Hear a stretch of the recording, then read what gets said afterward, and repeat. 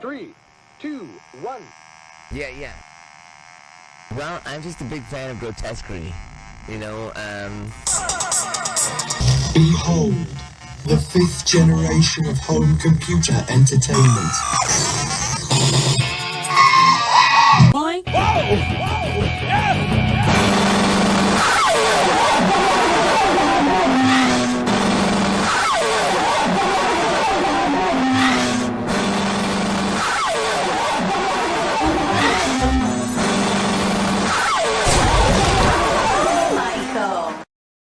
Oh, it's Hail Bear. Hail Bear in the house. And Hail Bear is looking around and he has a little thing to say. If I can just fix his. What is wrong with your shirt, Hail Bear? Okay, here we go. Hail Bear wants to say, romper, bumper, stomper, boo. Tell me, do. Mr. Hail Bear is going to tell you today where the Michaels' friends showed up to play. And look, who do we have here that was first? It was Jeff Young. Jeff Young was first in the chat. That means he gets an entry into the next prize drawing. And who's next? Douglas. Hello, Douglas. We see Douglas. We see Michael Filmer. Hey, that's me. We see Burnbot. We see Gaz. What's up? Top listener. That sounds good. Hello, Gaz. We see Truth Seeker Amina. Hey, everybody. And I'll make a little setback. Oh, yeah, no problem. I'm not in any rush to get that. It's all good. Breakfast King, what's up? We are at least part of the world, but we are not children. Well, that can be argued. With the mind satisfied, the big ice cream cone. Yeah, there's Gaz with the Devo quotes. And Hail Bear, what else do we see? We see Vince. Vince has some news for us. What's he got to say? Oh, okay, he's going to save it for the positives. That's cool. Hail Bear likes that. Yeah. Nesshead's here a little early. Hail Bear likes early. Hail Bear likes early. He gets up at 6:66 in the morning. B is here. What's happening? Good to see you. Of course, Tim is here. We'll get him up here in a second. Groovy Lisa is here. Hi from Hail Bear. Heckfar is here. Hello from Hail Bear and myself. Ron Murphy is here. It's Hail Bear saying hi to you. And Michael Proskin is here. Michael Proskin. Hello from Hail Bear. Sometimes Hail Bear talks British a little bit. Anyway, Hail Bear. Wait a second. Who else do we see out there? Hail Bear, there's one more person out there that needs to be introduced, if you will.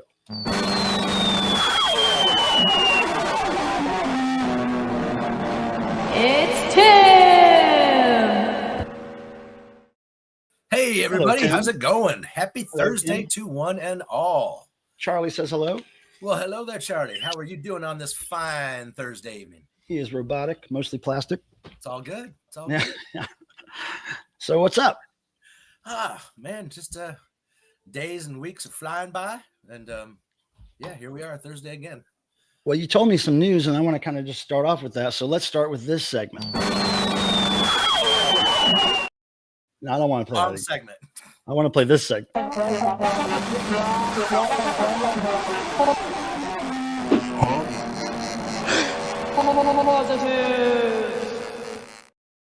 I didn't realize I still had Michael's thing. So, anyways, I shared this. So I got to tell people. So this is where I want to hear something positive that happened to you in the last week.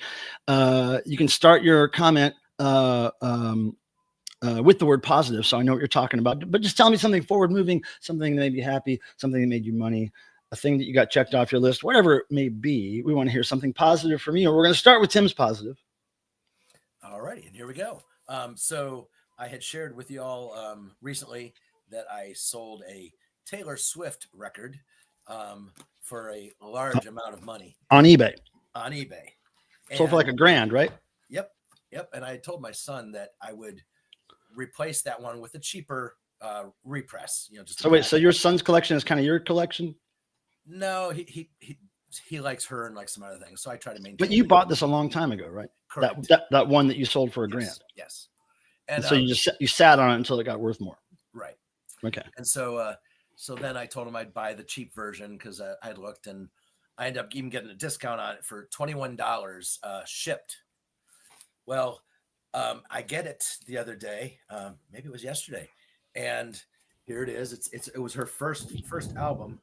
But what I couldn't tell is that I was looking it up on Discogs, and I'm like, and my eyesight's not what it used to be. So I hand this to my son. And I'm like, can you read the UPC code to me to make sure I'm getting it right? And he did, and I was getting it right.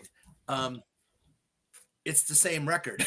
it's the reissue of the exact same one, turquoise and clear.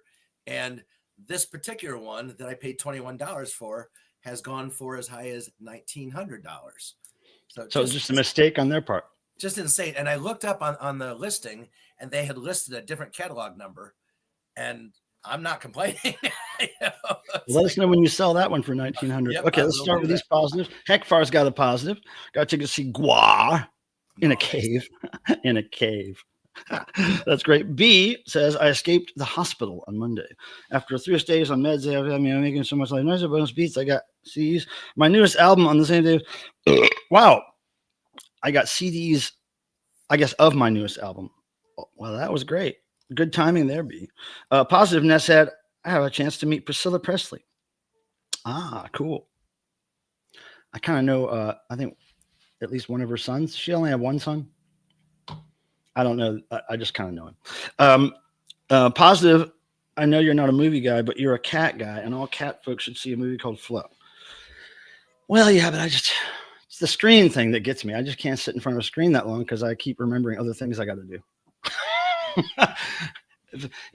There's a chance I could watch it with people at my house, but we'd have to keep stopping it to do other things. Positive, I discovered the wonder that is Laotian. Now, see, that's way over my head. I can't even pronounce it, let alone eat it. Laotian. I do not know what that is. She had a daughter. Okay, well, maybe I know Lisa Marie's kid. I know somebody's kid. I think it's Lisa Marie's kid. Passed away. Remember, we were supposed to meet her. Positive, I got some niche F1 game stuff over my head. I'm now forming big plans for a channel. All right, well, that's great. You're feeling confident in your future. That's great. You got to manifest. He is in the process of manifesting his future. Do you know what I'm talking about? You know what I'm talking about. Yes. What else is happening positive here? We good? We're caught up for now? Okay, great. Well, my positive is a piece of mail that I got. So I'm just going to wait and share my positive during that segment.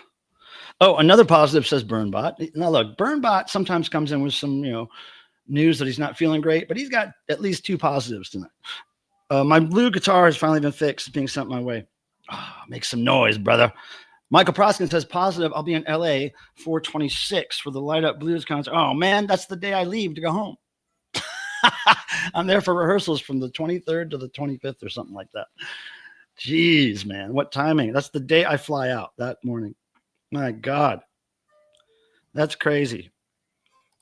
Yeah, what bad timing. Dave the Pickup Artist has a positive. Are you surprised? Not at all. I ate too much alphabet soup and had a huge vowel movement. I think you should be forced to at least change a few words every time you use the same joke. That one has been used over the years on this channel, and although I appreciate it, maybe type it in a different language. Throne Warmer, positive, bought another new cheap guitar that I totally don't need. Throne Warmer, I don't remember your name, your channel. I don't know if I actually know you, but I love the name Throne Warmer. And well, it's not about need. It's about the world needs you to make noise with that guitar. That's your duty. Noise. God, he said duty.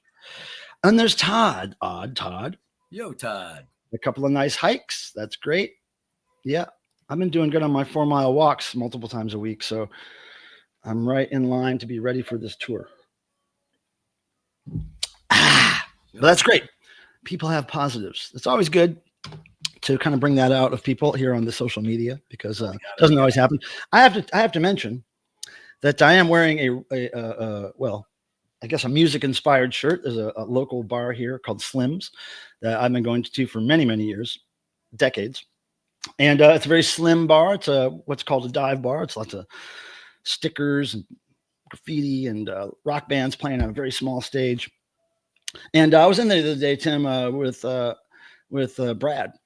Oh, nice. It was. I think it was pretty late, and so we were in there, and Walk up to the bar, and a friend of mine's working the bar, and we start talking with him. And then Brad says, I want to buy the shirt. And I'm like, what are you talking about? And I look up, and this shirt is hanging behind the bar, but kind of high up in the corner. And I had never seen it before.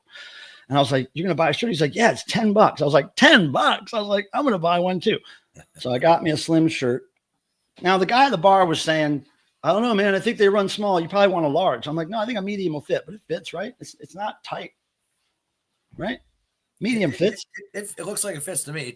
Yeah, a large would have been like a dress. Yeah. Because even the sleeves aren't very tight. So anyway, really glad. And look at the back. The back is really cool. Just so simple. It's not even the same font as the front. I love that. It's a whole different font and everything. So I love this shirt. It's real simple stuff. I put a message down below. It's a love I have for this. Oh, is this Thaddeus? Oh, okay. Alternate profile. I've never seen Throne Warmer, Thaddeus, but good to hear from you, brother. Thaddeus is the guy I printed me and I threw up sticker related shirt once. Oh, okay. Yep. Hotel Ziggy after. Oh man, I'm not even staying at Hotel Ziggy while I'm out there. I'm at this place called the Tommy. It's kind of closer to where we're rehearsing. So, Dan Ductor, how's it going, buddy? What's up, Dan? Positive ordered another Roland synth. You guys and buying music instruments, you're going nuts. I can't tell you the last time I bought a music instrument. Probably when I was 14. The only reason I own a guitar right now is because the graciousness of our friend Hopfrog. I am Hopfrog Dave. Years ago, he sent me a guitar that he buys used guitars or refurbishes them or whatever. You know, it's not an expensive guitar, but yeah, he sent me this great matte black basic guitar, and I've been trying to learn how to play again and make noise again. I haven't done it in quite a while though. I got to get back on it. Which one, Dan? Now they're gonna get all synth nerdy here on us. Way over my head, guys. So I want to mention my slim shirt. I also want to mention 2 new videos that I put on my channel lately. They're both vinyl community record collector music nerd videos. First one was a thrift score 7-inch call by the band called the Detonators, the band from South Carolina, I believe. Yeah, I think it was Greenville, South Carolina. And then the second video is recent finds that fit into my weird oddities part of my collection, and some really good stuff, especially in that second video, man, that I've been sitting around waiting for a while, and I finally got them. So yeah, those 2 videos are up. Later on, I'll be showing the DEVO Tour T-Shirt for spring summer 2025. And I got thrift stuff to show you, eBay stuff. I got all kinds of shit. And in case I forget to remind you, Devotional is going to be at Beachland Ballroom October 10th and 11th. We haven't made an official announcement yet, but those are the dates. And any day now, really. I thought we were going to make it this week, but it's probably going to be next week when we make the announcement and show initial graphics and all that stuff. Does anybody have anything? Okay, synth, you asked. Look at that, dude. That was right on time, Dave. That was right on time. But I know their questions are over your head too.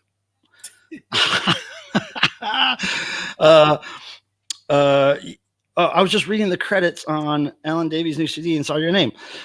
Oh, he's a close friend. Yeah, Dan. I just got the record. I had my friend Dan, also another Dan, runs the label, and he just started the label, and he reached out to me for some help in laying out graphics for the album. And they already had everything planned as far as imagery and stuff, but I just helped them lay it out and figure out where to put the text and all that stuff.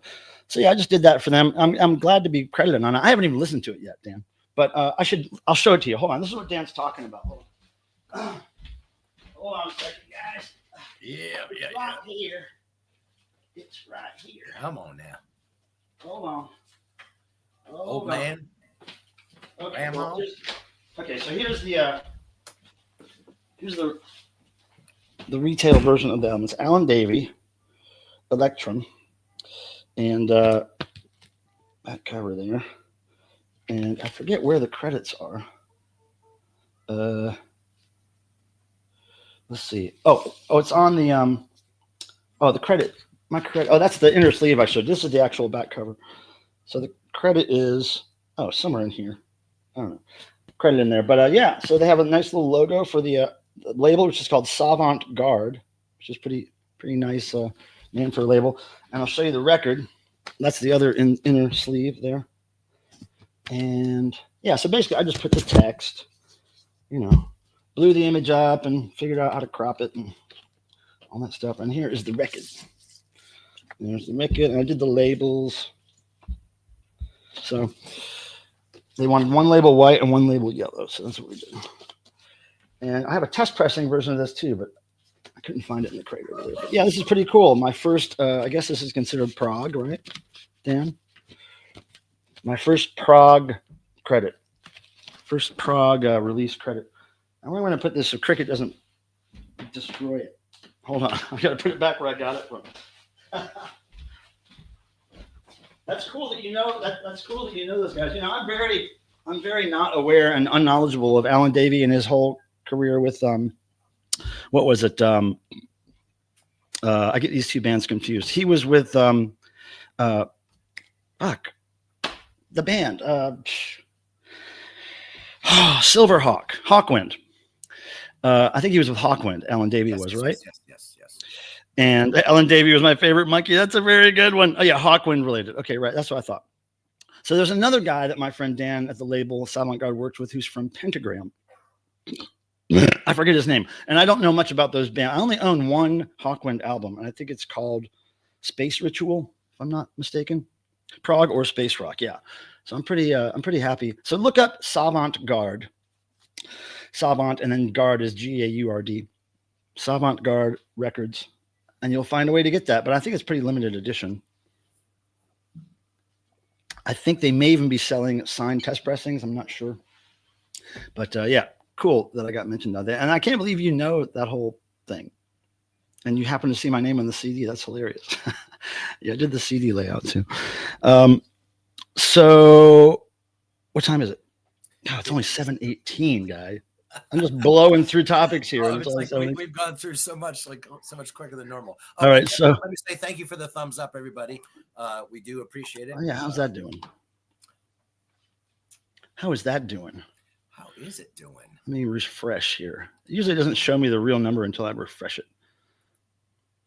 That's quite refreshing. All right, here we go. Where is it? Scroll down. I got to put it on live chat because it always goes to whatever the other one that I don't ever use. Nobody ever uses Top Chat unless you have a bunch of subscribers and viewers. Okay, live chat. And then we want to go down and okay, right. Yeah, we need some more thumbs up subs. If we could get double the amount of thumbs ups that are there right now, it would really help us with the algorithm robot demon angels. I swear it would. They will share our channel with other like-minded weirdos and freaks if I get, a good number of likes on this as it's going on. So that would really help. What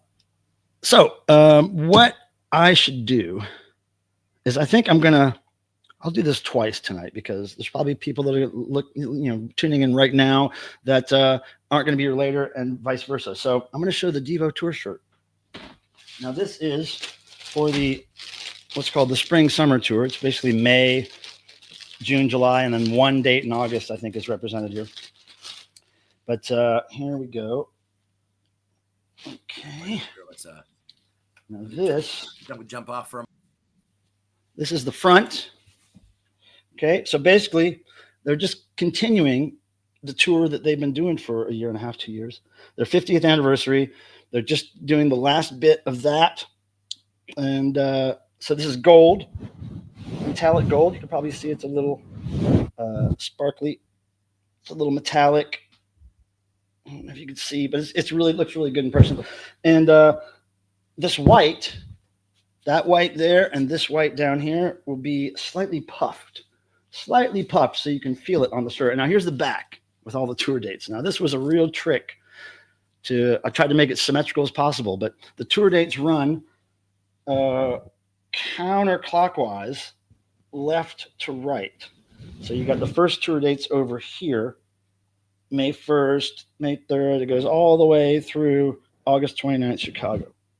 And so most of that's gold, and then you'll see little white details like this little stuff here, and spring, summer, and then this little guy down here. That'll all be slightly white puff ink. So there you have it. There you have it. 50th anniversary continued. So that's just one of the things that'll be available in the merch booth. There's other cool things that are being worked on. But this is the, the ubiquitous tour shirt with the dates on the back, which is what I always buy as a fan when I go see bands. So I know there are those of us that rely on the band having a shirt with the dates on it because that's what we love. But I'll show those again later, should I remember. If anybody comes in the chat asking to see those specifically and I don't notice it, please somebody let me know. Oh, Sharon. How's it going, Sharon? Hold on, let me get you up there. Sharon, nice to see you. Duty now. Columbus in June. Yep. Are you going to the Columbus show? I'm not certain yet. Oh, okay. It looks like I may be, yes. B, I don't even know the set list yet. So I would think it's going to be basically the same as it usually is, but yeah, there might be a surprise here and there. I really don't know yet. I find that out typically at rehearsals. I mean, I'm assuming there's no songs that are going to pop up where I need to get brand new props for any reason. So I think they'd tell me, but there might be a few surprises, and Todd will be at Columbus. That's cool. Yeah, I mean, you could probably predict most of what their set list is going to be. I don't think there's going to be huge changes. I mean, I don't know. It would be great if they could change some video stuff on the video wall, but I don't know if that's possible at this time. Yeah, Shaza, yeah. I know your last name. I didn't know if you wanted me to call you Sharon now because of your name there. But yeah, good to see you. Are you still in New York, Shaza? Jerry Layton. What's happening? Good to see you, man. Thanks for stopping in. And Mr. Mohawk, man. Be in Philly. All right, cool. Yeah, I'll try to come out to these shows before the doors open, and I'll try to shoot video of the line of all the people waiting in line. I try to do that every show. So, yeah, hopefully I'll see all you guys there. Anyone else going to see Jerry speak at the Art Museum? I'm not going to be there for that. Oh, wait. There is that. I think there is a thing going on the tour, right, where they at certain cities they have an art show where they sell prints. We're getting ready to announce that. I don't have all the exact details in front of me, but that's going to be announced soon. Oh, wait. Plot twist. They do Jocko Homer for like 15 minutes, and that's the whole show. There have been people that have done something similar than that. So it wasn't surprising. I'll see you in May. Okay, you're still in New York City. Awesome. Great. Oh, there's Ian. Ian. I'll be seeing him this weekend. Thirst Day. Mm-hmm. Not necessarily thirsty. Anybody like Daft Punk? Well, actually, Ian Shannon and his child love the Daft Punk. Jerry Layton, so bummed I got to work. I wanted to go to art opening tomorrow. Oh, okay. So it's probably the opening of the show that's going to be up while they're on tour, while they're in that town on tour. Yeah. And Ian will be at the St. Louis show for sure. They used to do punishing stuff. Yeah. They had a thing called the headache solo where they just turned the keyboard on. I think the first time the headache solo happened, it was by accident, but they just turned one of these keyboards on to just do this. It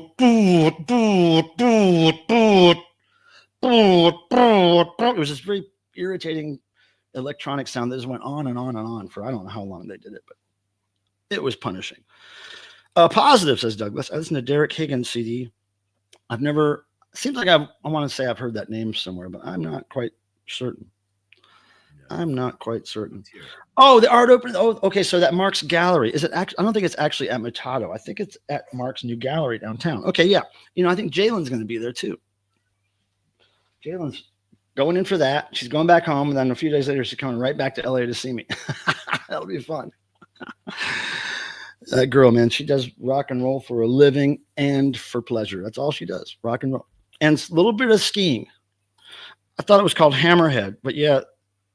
Oh, yeah, it was a headache solo. But Hammerhead's a great band that was on Amphetamine Reptile Records. They were my favorite band on that label. And I think you should hear their first full album. I can't remember the name of it, but it's blue, black, and white. I remember the Hammerhead logo is blue, I believe. But yeah, great album. Oh, hi, beautiful. Yeah, you're going to catch some of this, hopefully. Yeah, stick around. We got stuff to show you. Oh, she might be flying right now. Yeah, okay. Yeah, makes sense. I talked to her earlier. Right on. Yeah, she does. She does a lot of traveling for rock and roll. Yep, cat duty break.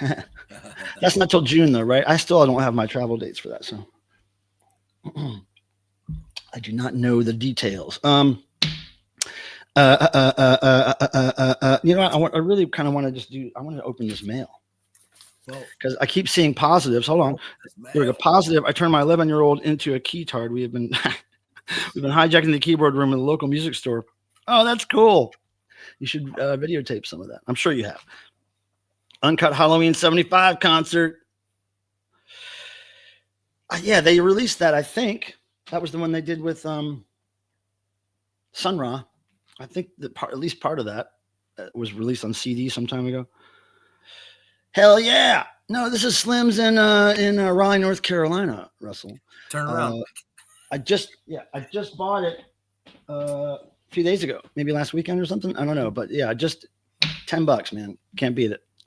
Can't beat it. I have its classic. That's great. That is great, man. Yeah, because everybody has these positives. One of my positives is in these envelopes, so I'm just going to go ahead.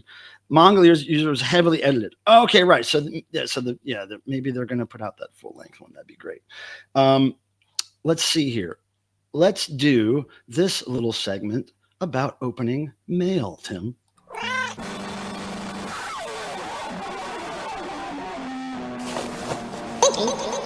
Mail. Tim, you can go ahead and put those Yes, butter and Zuno tuna. Oh, yes.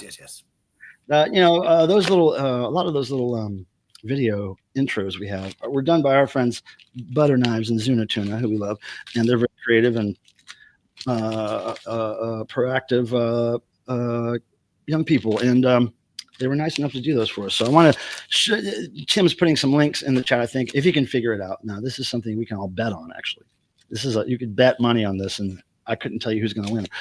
But he is supposedly going to post a link for Butter Knives and a link for Zuno Tuna, which leads you to a page where they talk about their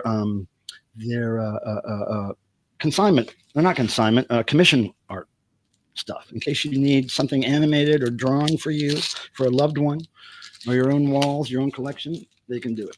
Now, this is something I got off eBay. I'm going to open these in the order I received them. I got this off eBay, Tim. You know I don't buy a lot off eBay. But lately, last month or so, I've been finding things that I just cannot say no to. And this was one of them. And I actually looked at this for maybe a month or two before I sent the seller an offer and he accepted it. I just thought, I said, this is the only time I've seen this. And it seems like if I let it get away, I'm going to be upset with myself. Because this is someone I've collected in my record collection and otherwise, other collectibles of this artist since the 90s. So I was like, okay, I'll just go ahead and get it. It'll make a good thing to show on the YouTubes. But yeah, there's a lot of tape. Hold on. I'm trying not to use any scissors. Okay. Yeah. You guys ready for this? I'm so ready to show you this. Tim, you're gonna love this. I'm ready. Here we go. Oh, I can reuse this nice eBay envelope. Look at that. All right, here we go, Tim. The Merrill Womack songbook, Tim. Nice. Spiral bound. Probably not a whole lot of these things made. I was gonna say, I think he probably made him himself. And if you guys don't know Merrill Womack, there's at least a couple of videos about him on my channel. I've been collecting him since I was a youngster. And before I bought this house, I collected him. And he's a gospel singer who put out one record with a lot of his face on the cover when he was a really good-looking white man. And then he had a plane accident and burned his face off. But he kept putting out things with his face on it, records. Look at this. So let's see. I remember there being a lot of pictures of him. Look at this. I can learn how to play Merrill Womack on the guitar. Jalen. What's up, Jalen? Somebody thought you were on a plane right now. Where are you? Well, I gotta show you more pictures in here because the stream's on. I gotta get on. Oh, look at this. Now, artsy. But he's mostly not pre-burnt in that, huh? No, these are all. He's burnt. Okay. These are all later shots. Hold on, there's got to be more in here. Wow, that's how he looked before. Wow, I don't remember him looking like that. See the difference? That's how he looked on his very first album cover, and he had like 100 of his own face on the cover. And there's the plane wreck. Yeah. And there's his face after the plane wreck. Looks like you, Mike. Dude, I could make a shirt that says Merrill Womack in carcass letters and just put that on the front. Yeah, that image is great. On a black T-shirt. Oh. Glow in the dark Merrill Womack. Oh. I would do that, but I don't know how he would feel about that. I mean, I know he's dead and everything, but look at all these pictures. Look at all these pictures. Jalen's about to board the plane. Oh, okay, Jalen, let me talk to you for a second. He's getting delayed. Okay, right on. Keeps getting delayed. Okay, right on, Jalen. Have a good time. Thanks for Jalen hooked me up with some record store day records, which we're not going to talk about right now, Jalen, until I get them, and then I'll do a video on them at some point. But yeah, Jalen hooked me up. Thanks, Jalen. Todd, have a great night. Todd's got to run. Oh, Todd's got to run. Okay, hey, see ya, Odd Todd. Oh, and there's this guy, Channel Surf. I went to Merrill Woman. What? Channel Surf? Are you kidding me? What? Do you have a channel with videos on it? Because I kind of want to see a story about that in video. Jalen, what's up? Merrill Womack songbook, Jalen. This is pretty sick, though. I mean, all those photos, though. I mean, I pride myself on having a pretty good Merrill collection, and I've never seen most of these photos. Where was that big section of them again? Hold on a second. There was a big section. Oh, I think it's right here in the middle. Right. Check this out, dude. Look at that. Maybe that was the concert you were at. Surf. Yeah, look at that. That's great, man. Oh, yeah. It's funny because when I was a kid, I kind of got the same feeling when I would get a new magazine with photos I'd never seen of Kiss. I'm getting the same vibe right now, man. Merrill Womack photos are not easy to come by usually. So this is cool. Anyway, so that's one thing. This is the positive that happened to me this week is that I bit the bullet and bought the Merrill Womack songbook for my Merrill Womack collection. National Music Service was the record label. Record producing company that Merrill owned, and he produced music for funeral homes. So that's his story, and I'm a proud collector of his stuff. I talked to him on the phone in the 90s. The whole story is on my channel. It's like I think it's the Merrill Womack autograph story or something like that. So go check it out if you're so inclined. And moving on, really Gaz had a comment. Mm-hmm. Yes, I did. I'm sorry I didn't reply. Did you take any close-ups of the little individual guys? Because you sent some that were, the whole cake. But I wanted to see it. Looked like the guys were pretty detailed. Looked great. Jalen, that's so cute of you. Yeah, we miss you too. We'll see you very soon. Have fun out there. Give my best to all the rock and roll gods out there. Jalen, very nice person. Yeah, she's on a rock and roll journey to go to a DEVO art opening, which is fucking sick. It's sick, dude. Do you hear me? So what do we have? DEVO. Huh? Yeah, I got one more. And this one is also religious related, but this is something I ordered from some friends of mine who are in a band. If I show this, people are going to know what band it is. And I know Vince will know. Oh, I already know what it is. What is it? Oh, because you got one? No, but okay, no, it's not what I thought it was. Okay, it's this. It's this band I've been into since forever ago. Had a T-shirt that I had forever ago, which I still actually have, but it doesn't fit anymore. It's actually too big for me these days because I used to wear big ass 1990s big ass shirts, beefy tees and shit. Can't wear those anymore. So they reissued this T-shirt. And all the proceeds, I think, went to the people in North Carolina that got flooded out. Yeah, the ACLU and Doctors Without Borders people. Anyway, so this is the shirt. It's a remake. Now, the one I had back in the day was ash gray, but this is a green shirt. But check this out.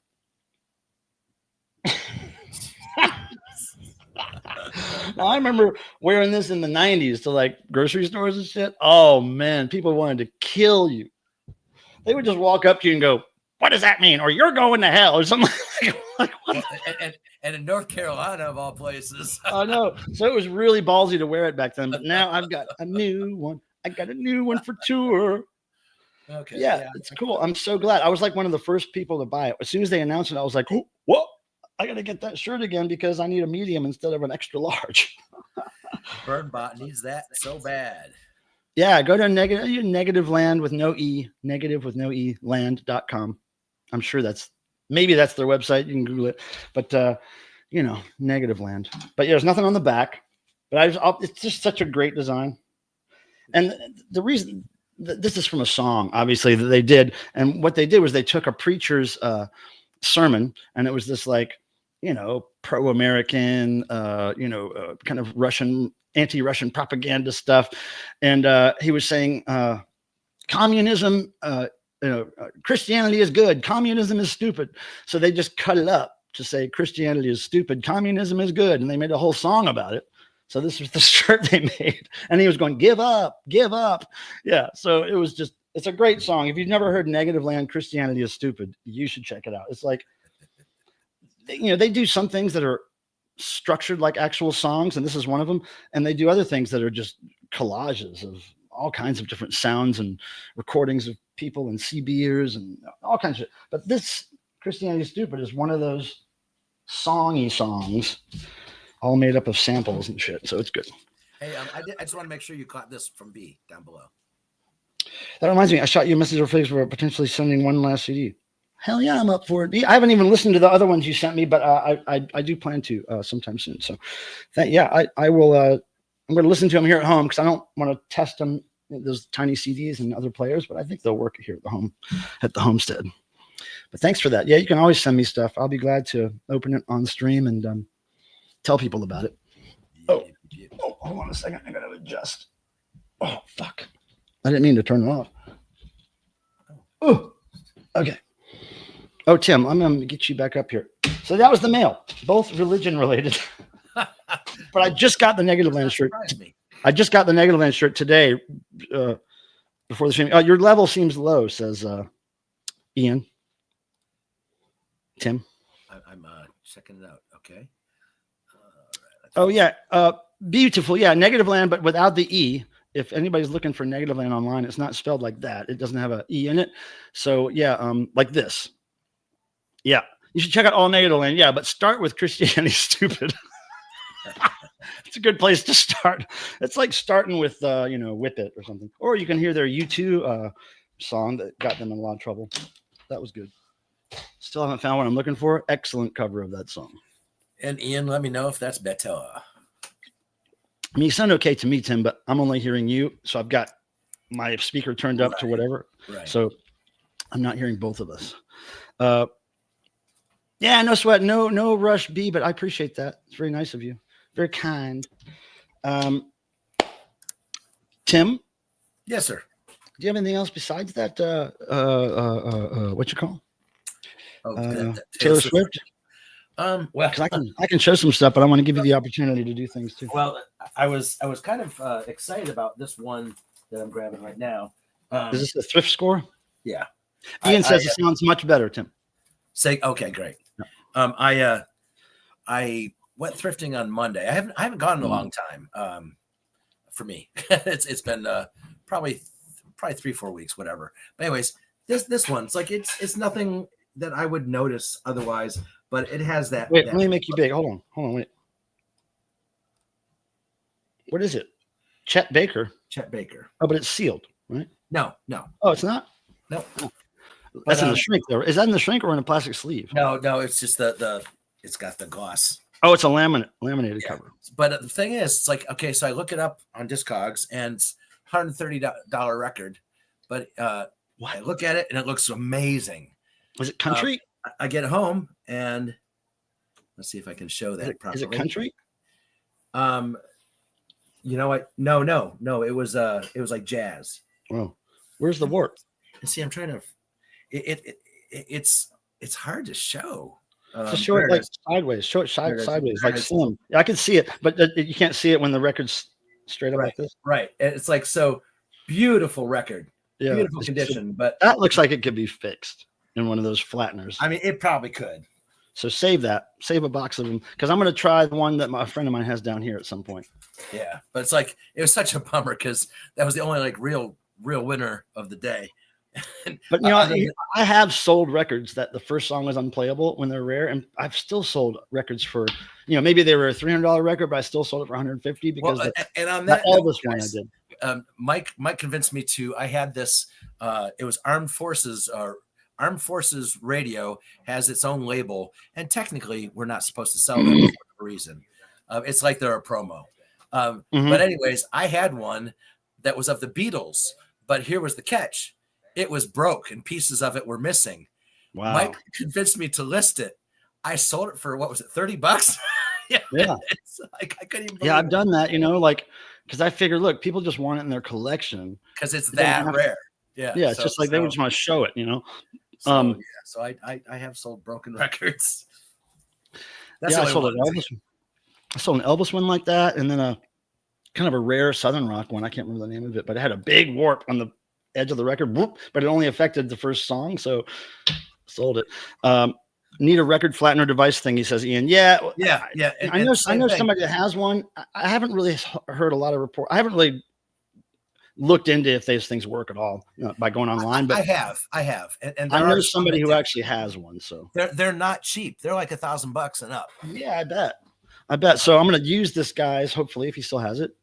I think they said that they tried it once or twice. This is a year ago when I talked to him about it, but I'm sure he still got it. So I'm going to reach out to him. I've got a little box of records that have slight warps like that I'm going to try to fix, because none of these are like real high dollar ones, but they're good just to try to see if it works.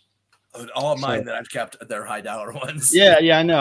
I usually I'll notice that at a store and just won't even take them home. But if I find out the flattener works, then I'll start taking some. And like this one, I pulled it out, but the lighting was just such that just like right now, I had a hard time finding it. Well, you got it pretty dark in there.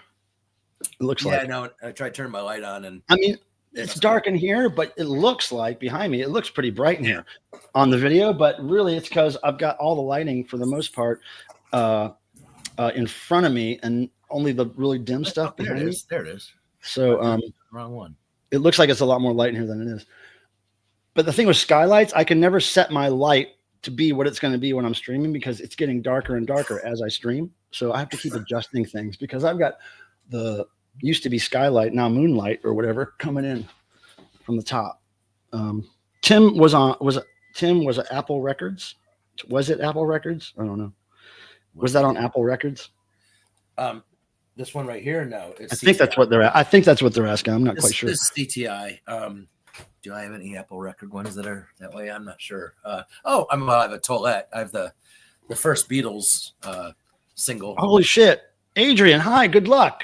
Hey, what's up, man? Yeah, let us know how it goes. Alani, is that the city you live in or near? Or is that the company, Alani? And you don't need luck. You got this. Come on. You know you got this. Yep, that's cool. Keep us posted. That's awesome.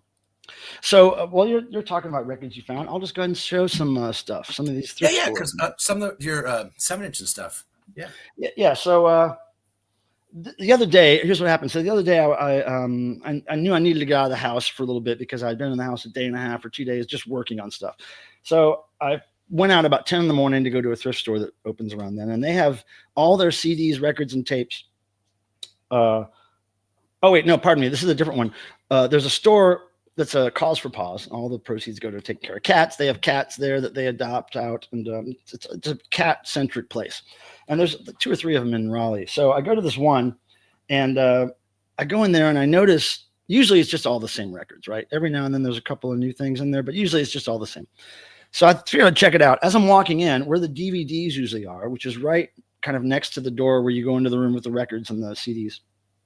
And there's all these DVDs, but on the bottom shelves, I noticed these big plastic tubs, and they're just full of 7-inch records. And a lot of them don't have covers, but they're all pretty much in these organized little chunks.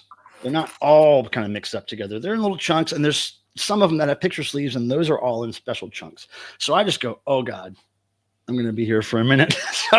So I just take 2 of the tubs and drag them in this room with me and start looking through them and pull all the picture sleeves aside. And so I'm going through them, and I'm in there like 2 hours or something, at least, because there was like 3 whole bins of these records I had to look through. And I looked through almost every one of them, if not every one of them, even the ones with no sleeves. And I pulled out 30 records. 30, mostly 7 inches, 1 LP. And I go to the counter and I'm thinking, I know the big records are $1, but I don't know if the little records are 50 cents or $1. So I asked the person at the counter, and the people that typically work here are typically people who are doing community service for whatever crimes they committed or whatever injustice it's petty stuff. Yeah, cause of the world. So it's a lot of interesting young people. And in this particular store, there's a lot of trans and kind of punky looking kids and gothy looking kids. So I always get along with these people because I've got all this crap on and I got my nail painted and I got some weird shirt on. I'm always kind of, we get along. So I go up to the guy with these records, a stack of 30, 29 7 inches and 1 LP. And I'm like, hey, how much are the small records? He's like, oh, I think they're the same price as the other ones, like 99 cents.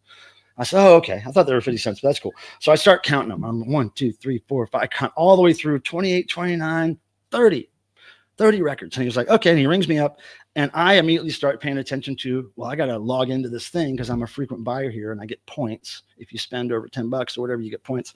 So I'm trying to like put my phone number in and whatever. And then I get it working and he's like, okay, here's how you pay. So I pay, thank him, get a bag. And I walk out and then I get to the car and I realize, look at the receipt. He charged me $10 for 30 records. That's called ADHD, y'all. I was like, that guy hooked me up because he just told me they're $1 each, and I counted 30, and he was like, yeah, but like $1. You're worried about your points rather than what you pay. Well, because I would have thanked him there, but it might not have been good to thank him there because somebody might have heard, whatever. It was cool. I did not notice until I got out. But I'm gonna show you a few things that I got there. In really no particular order. First thing I'm going to show is the one thing I got that I almost didn't get, but I just pulled it aside and it actually just got in my to get pile by accident.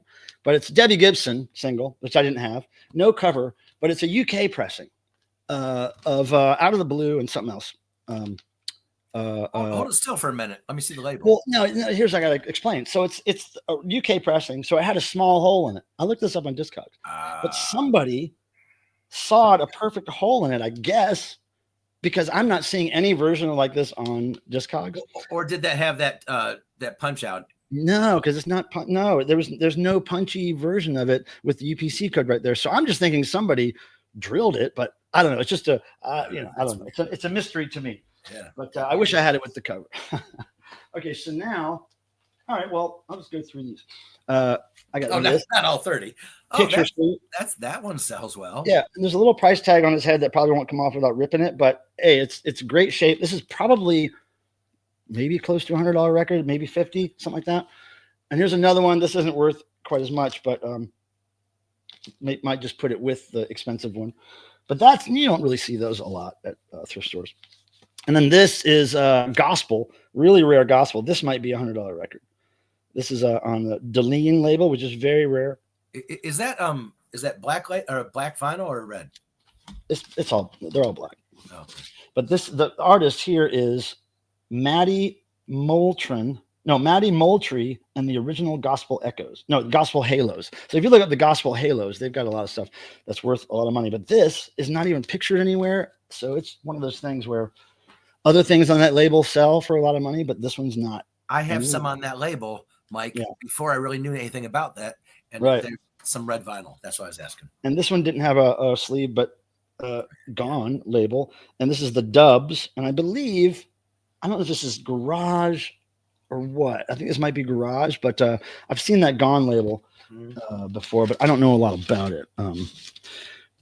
Tim McGuire, somebody stole. What? Is that true?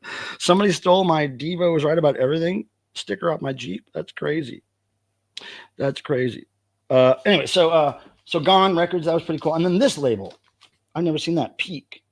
But this is on one side, it's Sam Wright Group with Green Onions, and on the other side, it's Jimmy Grant with Patches. So I can't remember.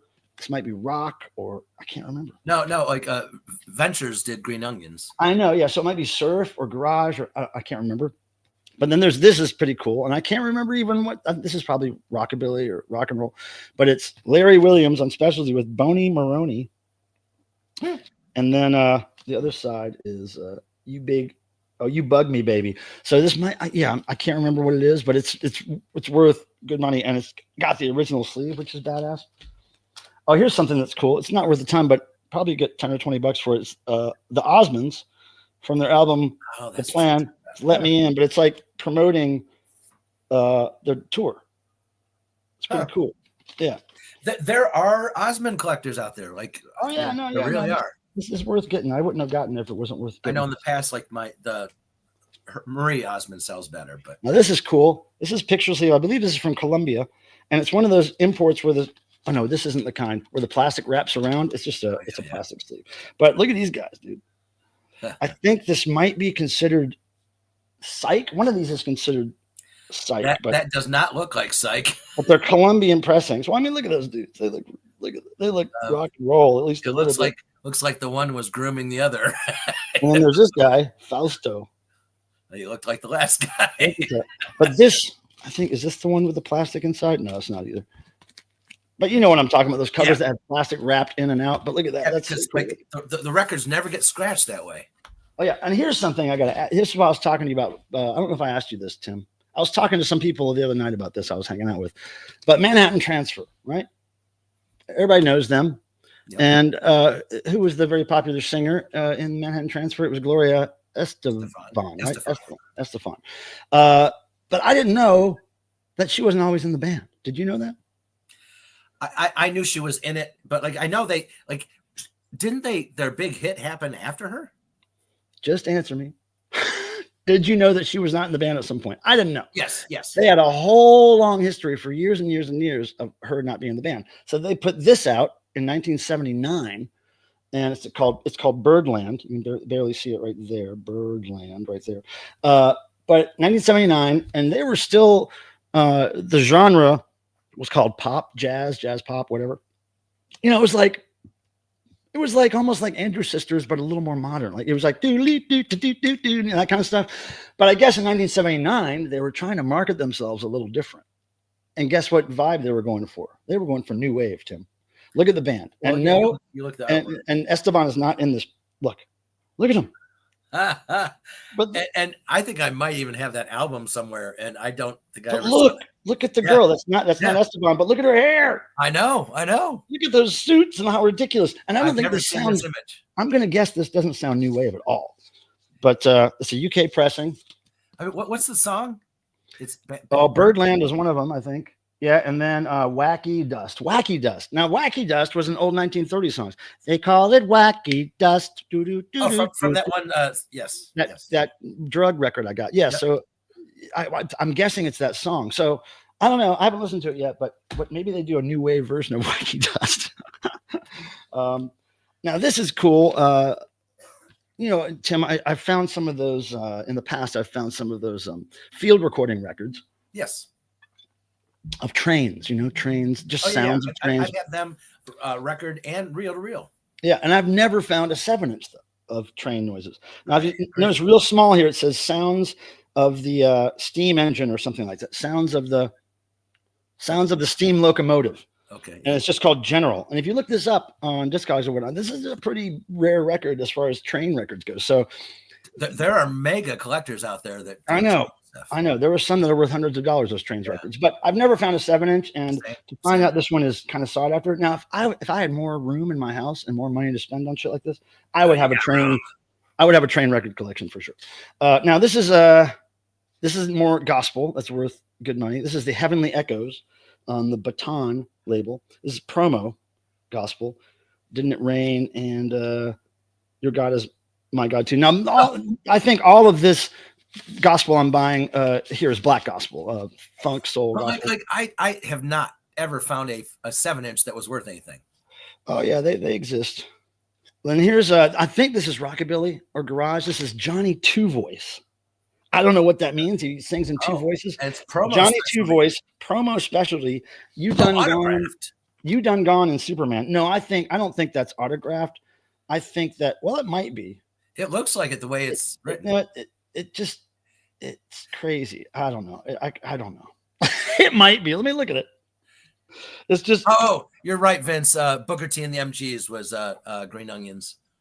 Yeah, but it's probably the same song, right? Yeah. And Cape Cod Ken, welcome. Hey, Cape Cod, what's up? And then this one's pretty cool. I can't remember what music this is again, but Chester Smith, Capitol promo. This might be gospel. Oh, this is probably Sing My Blues to the Lord. Yes, this is probably more black gospel. And then there's this. B said Manhattan Transfer always had the coolest art. Love the Art Devo stylings. Yeah, but I wish the music. I don't know. I got to hear that. Maybe it is new wave and Art Deco. Oops, she said. But this might be rockabilly. I don't know. But this is Shorty Billups with Boss Chick. Okay, now that's got to be something. Well, it is something. That's why I have it. And Why Can't You Be True? So it sounds like it's kind of rockabilly. Fine records. I don't know. Like I said, I looked these up long enough to just know whether I should take them home or not. I don't remember many details about these. And Vince says, I remember Twilight Zone by those guys. I didn't remember that they did Twilight Zone. Sadly, whenever I think of that, I think of Golden Earring, of course. Oh, yeah. Now, look at this. This is the 1 7-inch I found there that really stood out to me. And I'm thinking that unless I keep this for a weird reason, which I don't think I will, because I just can't collect much anymore. But this looks really interesting to me. I think this is one that Dave Record Man 1961 is going to want to get from me. This is a record from Southern California. I want to say this is 1980. It's not on the outside of the thing, but it's just like early 80s. All right, check this out.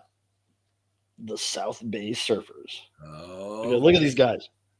Look at them, man. Whew. Them guys are not busy on a Saturday night. Now, this guy looks a lot like a DJ that used to be in Charlotte, North Carolina called Larry Sprinkle. He was also a weatherman and just an all-around actor on TV commercials and stuff, but he looks just like Larry Sprinkle. But look at this guy here. He's got some kind of like mutton chops or long hair. He's got a mullet or something going on. And that guy, then look at the back. Live in concert. Oh, live. And they all go by their first names. It's just first names like Bill, Dan. So, they have like typical 50s stuff, Teenager in Love, Willy Bully, Lollipop, Short Shorts. But Hot Rash Records is the label. And it's just so cool. I've never seen this anywhere. Like, wonder what happened when people would go to their concerts. Something about a hot rash. Hot rash. I love it. But mint condition, like it's never played. Came in a little plastic sleeve. So this is super cool. Hey, and Mike, let me interrupt. David Michael Kalman says hi from Petaluma. And the Vinyl Dreamscape says, hello, Michael and Tim. What's happening, guys? Thanks for stopping by to see our PD Two Finger. Wait a second. We just had Jimmy One Voice, and now PD Two Finger shows up. Man. And Tour Bus Live says, hello. The DEVO Tour shirt is really cool. Thanks for the speaky. I hope to see you guys. I haven't seen you in quite some time. And I'm wondering if your T-shirt book ever came out. Totally different song than Golden Energies. Yeah. Oh, yeah. Yeah. Recorded live at our house. Yeah, that's what it says in the back of the single, live at our house. Now, I got some 12 inches to show you that are pretty cool. All right. I'll just start with this one because it's right at the front. But check this out, dude. This is a woman named Patsy Abbott. Patsy Abbott has an album called Suck Up. And this is adult entertainment stuff, but it's autographed by Patsy. And Patsy, I looked her up. She has quite a few records up. And it's cool. It's like live, recorded at a club she owned in Florida called Patsy's Place. Suck Up, You're Behind. Now, there's also, I looked out, there's versions of this cover that have a big sticker over this that says there's a word for it in Italian or something. Anyway, but it covers up Suck Up. And there's another one with additional text down here, but this is, I think, the most sought after one. Probably the first pressing. But look at that hand-drawn Patsy Abbott logo and the cool signature. I don't know what it says here. I think it says to Leslie and Bob, 8/24/1964, laughter and health, Patsy Abbott. Yeah. But there's some cool information on her online. I think the story I heard was that she was an entertainer and she got some weird sickness, had to deal with. So she moved to Florida and then she opened up her own club there. So, but that's pretty cool, right? I've never seen this. Have you? I have not seen that, but typically those aren't really worth picking up. Yeah. The adult humor ones, but I've never seen that one. I see the other ones, the same ones. We need to say hello to Stinky, and Cape Cod Ken would love it if you would show that shirt one more time when you get a chance. Oh yeah, I will. Now look at this. Here's another one that's adult humor, but I've never seen before. Party Gags by Slappy White. I've not seen that one either. Now look at her. Yeah, I would have had to get that one. She's losing. Now here's the thing. You look at this and go, okay, well that's the guy that's doing this record right now. It's this old black man, Slappy White. Well, wait a second, but don't forget why. It's like because Yeah, because You had to they market weren't allowed it. to show black people on the front of records. Well, you man. couldn't have a black man with a white woman there. That's for sure. No. And guess what? You like if it was a black individual, it was usually a black and white image to make them look white. Mhm. It's like there was so much scam that went on back when. But I'd never seen this before, so that was kind of cool. Slap it like. And then this is I think this is Black Gospel or a sermon, but this record cover, man, it just grabbed me. It's called Michael It Costa's- Began. The guy's name is King Duncan, and the album is called It Began with Adam and Eve. But look at the cover. It's a fucking rocket. What the heck? Look at that. King Duncan, It Began with Adam and Eve. Rocket ship. I think they should have had David Bowie on the cover or something.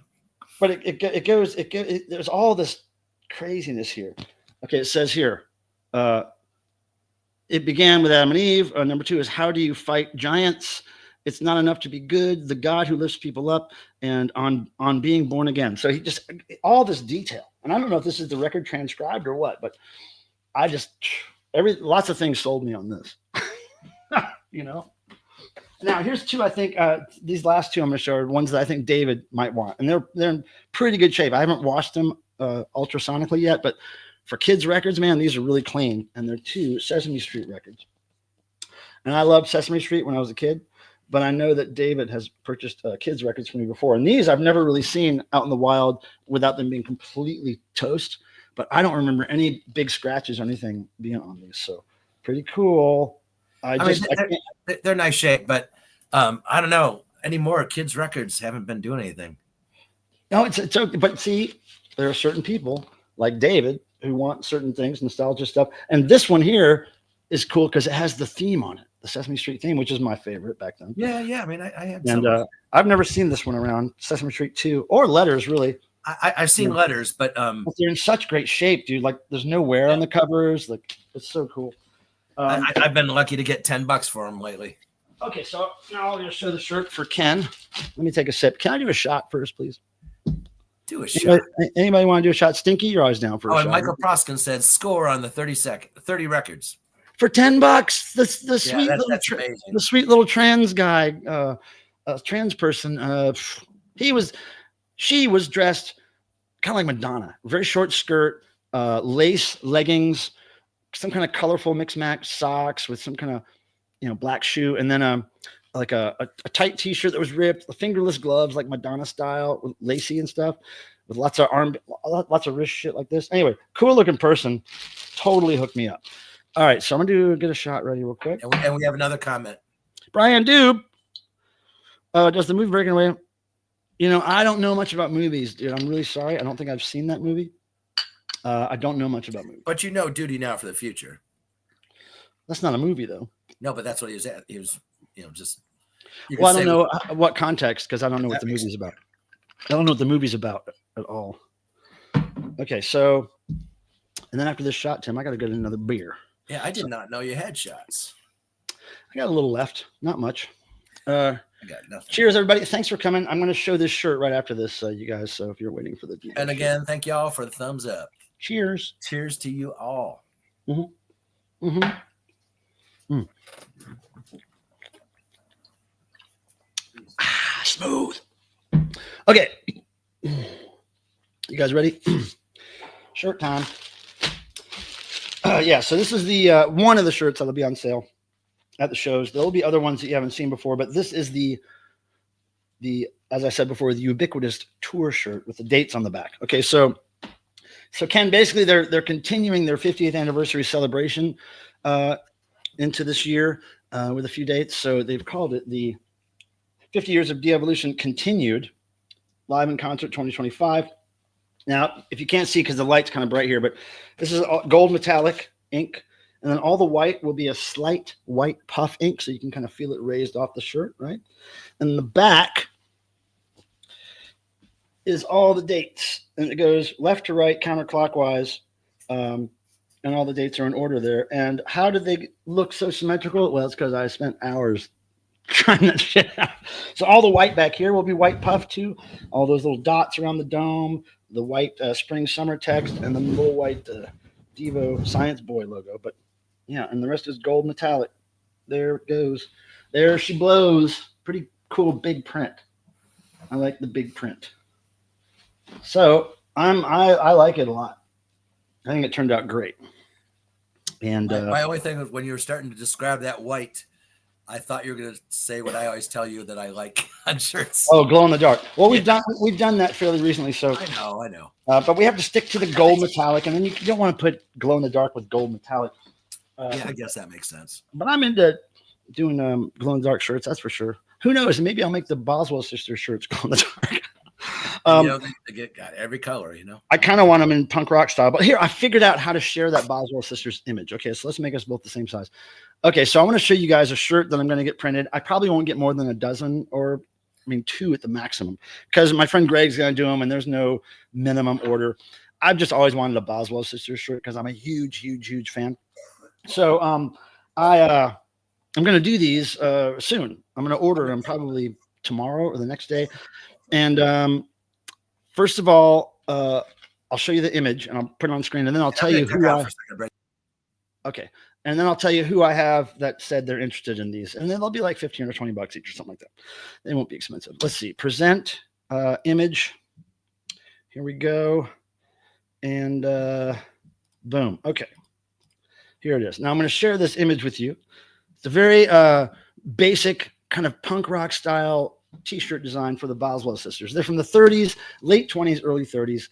They were kind of the influence to the Andrews sisters. Now the Andrews sisters did Boogie Woogie Bugle Boy and Rum and Coca-Cola. The Andrews sisters were kind of fans of the Boswells, and the Boswells kind of did well, let me put it this way. The Andrews sisters kind of did a little like a whitened up, cleaned up, more mainstream version of the Boswell sisters. So the Boswells are a little more gritty, a little more soul jazz in their vocals. They mess with the timing and they do these things that I call vocal calisthenics, vocal acrobatics in their songs. And I think I always argue the point that they're kind of like the first punk rock, really rebellious music band in that they weren't they were little white girls from New Orleans, so they weren't dealing with being, dealing with racism or being their music wasn't coming from that point of being like, shit on for being who you are. So they were these little white girls who sang like old black men jazz musicians that they hung around with in their house. And because I think their family was musical or whatever. And they really rubbed people the wrong way. When they were played on radio, people would call and complain about these savage chanters who were singing too fast or changing up the rhythm too much. And I turn off the radio when the Boswell sisters come on and all this stuff. So I took this T-shirt, which is basically an old photo of them, half toned out, really punk rock, simple, with a logo that's actually on one of their albums called OK America. And this is actually the logo that's on their, see, look at that, the lightning bolt letters, and then the Boswell. How cool is that? So anyway, that's the shirt. It's going to be on the front, probably about as big as the Slim's design here. White ink on the black shirt. And here are the people who are interested so far. Peter Graves wants a XXX. My friend Diana is going to get a medium. Tim's getting an extra large. I'm getting several of my sizes. Jalen, I know she's not here right now, but she's probably going to want a small. And then I'm going to make one for Mark Mothersbaugh because he likes the Boswell sisters. And if you're down, and if you go and discover the Boswell sisters over the next couple of days and you figure out, oh my God, I've got to get something of these ladies, then just message me somehow and we will make it happen for you. But I'm going to get these printed fairly soon, probably next week sometime. So Boswell sisters in full effect. Where's Tim? You ready to come back on? Oh, okay. Yep, all good. Right on. So yeah, Boswell's. Now I'm going to, speaking of printing T-shirts, I was hanging out with my friend Greg Clayton, little brother to Jeff Clayton of Anti-Scene. And we were hanging out at his screen printing place, which is like a couple blocks away from my house. And we started talking about his band, Dallas Tetanus, playing South by Southwest recently.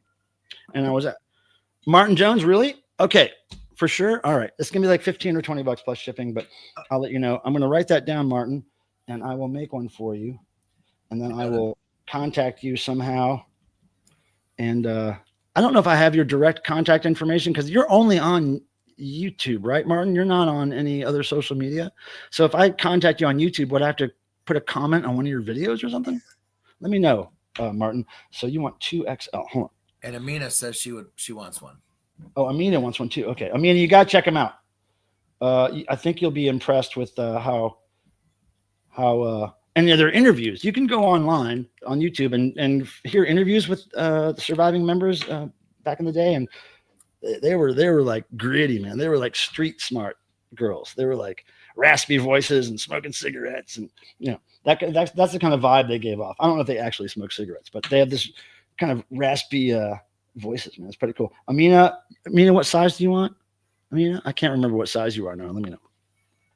Birdland is jazz about Charlie Parker. Okay, so yeah, they're still doing their jazz thing, but they were Manhattan Transfer was dressing up all Klaus Nomi on that shit, man. It was like Gary Newman and Klaus Nomi and Manhattan Transfer. XL, got it. Okay. Yeah, so again, they won't be expensive. I don't think Greg's gonna charge me an arm and a leg to get them printed. So I'll buy some pizza and some beer and we'll print it at his place and be done with it. I just need to know what shirts to order tomorrow. So thank you guys for that. So I was hanging out with Greg. He was telling me about them playing South by Southwest. I said, what's one of the coolest things that happened? He was like, after one of the shows, I met the guy who currently runs Cream Magazine. And you know, Tim, Cream Magazine, right? Oh, yeah. Growing up with Cream Magazine, I just pulled a few out of my collection. These are all ones I had when I was a kid. Now, typically, I only bought these magazines if Kiss was in them. Yeah. And I think most of these magazines have Kiss on them, but they're not on the cover. Look at that Johnny on the cover. But I grew up with Cream. I read a lot of Cream in my day, and also Circus and Hit Parader. But Cream came a few years ago, or whatever it was, a couple of years ago. They started doing issues again, but they're really big. Like, I don't know if you've seen one. I've got one way over there, but it's really big, really quality, thick, nice paper magazine. Aim on the Sniffers were included in, I think, their first issue or something. I didn't know. I thought it was online only. No, it's big. I'll just show you. Hold on. I'll show you. Hold on. Big. Yeah, because I got an invite and I joined their thing for online. I had no idea they had actual magazines. Because it's a lost. Look how big it is. Wow. So, like here's the original. Right. Wow. And it's thick too. Look how thick. It's like those really fancy fashion magazines that used to come out. Yeah, UK stuff. But look at the quality. Look at the paper. I know it's very thick. It's like an art book, really. This stuff that has to be big money. Look, wait. It's cool they're doing it, but I wonder if they're going to survive. Nice. Sniffery when wet. That's nice. Isn't that cool? So this just happened to be the one I got on DEVO's tour because Cream was, I guess, part sponsor of one show. So these were backstage. Oh, and I grabbed it and there's sniffers are in it. I couldn't believe it. So anyway, thanks for getting me one, bud. Well, it wasn't like I got it was given to me. It was like, here's yeah. Oh, I know how those are. So Greg met the guy who runs Cream and he got some stickers and he gave them to me. Look at this. Honk if you read Cream. I think I would pronounce that as red cream, like when you grew up. If you read Cream. And then got a couple of these guys, Boy Howdy, that guy. Oh yeah. The fake beer mascot. And and then Greg also gave me this he's had for a few years because he knows I like stickers. Weird Tales of the Ramones sticker. It's a book that was put out or a comic or something, but yeah, that's pretty cool. Now, speaking of stickers, me and my friends Brad and Jared walked downtown the other night to we had a few drinks and we went down to Boxcar Arcade here in Raleigh, which I really like. And as we're walking up to Boxcar, I noticed some things on the street. And it's these stickers. I just found them on the street, laying there right in front of me. Just do art. Instead of just do it, Nike, just do art. And it's got the little black kid running. So this reminded me a couple years ago at the flea market. Swoosh. Yeah, that's the little black kid swoosh. Black kid's a swoosh. So I remember it being at the flea market a couple of years ago at Raleigh, and there were some black guys with some shirts that had some art on them. It wasn't necessarily graffiti, and I think maybe some of them said just do art on them, but they were passing out these stickers for free. And I was like, oh, cool. And so I gave them I Threw Up stickers, and they really loved it. Well, if you don't know an I Threw Up sticker, so I gave them this. So they gave me this. I gave them this. And then a year or two later or whatever it was, I find these on the ground, and then I walk a block more, and I find this one. But like unstuck on the ground. Oh, no kidding. And I didn't look at that's a spray can. Yeah, I see it. But none of them were stuck anywhere. They were just laying on the ground unstuck. And I was like, beautiful. I get to use them somewhere. So I was really happy about finding the Just Do Art stickers. There's a comment down below I'm going to put up If you're going to live by a saying, that's a pretty good one to live by. Read the saying down below real quick. Chris Willoughby, hey, Spuds in the house. Person blue eating spaghetti. Person turquoise riding headphones. Location yellow teal bars. Face fuchsia flower shape. Man. Now, of course, what he's referring to is the new Tom Petty album of unreleased material, which goes by that title. And we want to appreciate for this sound for check bringing in up. your area now. Tom Petty was a weirdo, and we loved him. I'm going to go to beer. Tim, do you want me to play something, or can you talk for 20 seconds? I could probably talk. Not a bunch of ums and stuff, but just can you actually say something meaningful in 20 seconds? Think about it. How many do you say in a week? What? Yes. Okay, Move you ready? on. Move on. You want me to just play something? Okay. No. Well, how about I just do this? Here's how to earn VPPD entries. You get one entry if you're the first or the last to post a comment in the side chat during any of my 2025 live streams, just like last year. You can also get an entry for every $5 donated in Super Chat. For instance, $10 equals 2 entries and so on. You can get an entry if the comment you leave on any of my videos, live or otherwise, gets pinned to the top of the comment section by me. Also, you guys know I do live noise sometimes at the end of my streams. You can get 2 entries if you join me on screen for any noise segment during my 2025 live streams. Also, throughout the year, I'll be coming up with other ways you can earn entries, like trivia questions and other sporadic wins I may have. So that's how you do it. Right on. Right on, right on, right on. So what that's about. Most people know what that's about, but I do these drawings. Used to do them once a year. Now I'm gonna do them several times a year. I've got one coming up this month, and the way to get entries, your name into these drawings for records and other music related stuff, you got to do certain things. And that was a little thing telling you what you got to do. So that's the thing. And we have a lot of names in the drawing. And I just talked to Delaney from Futurismo Records in the UK, who is our sponsor for some of these prizes. And he's going to send me 2 more albums to give away sometime soon. And if I don't have them in time for the drawing, I'll be able to at least tell people what they're going to be. But Futurismo, as you know, has put out DEVO records over the years and other really cool reissues of Severed Heads, Chrome, Surf Punks, high quality, hardcore punk rock stuff. You know, the design and the packaging is off the chain. Yeah.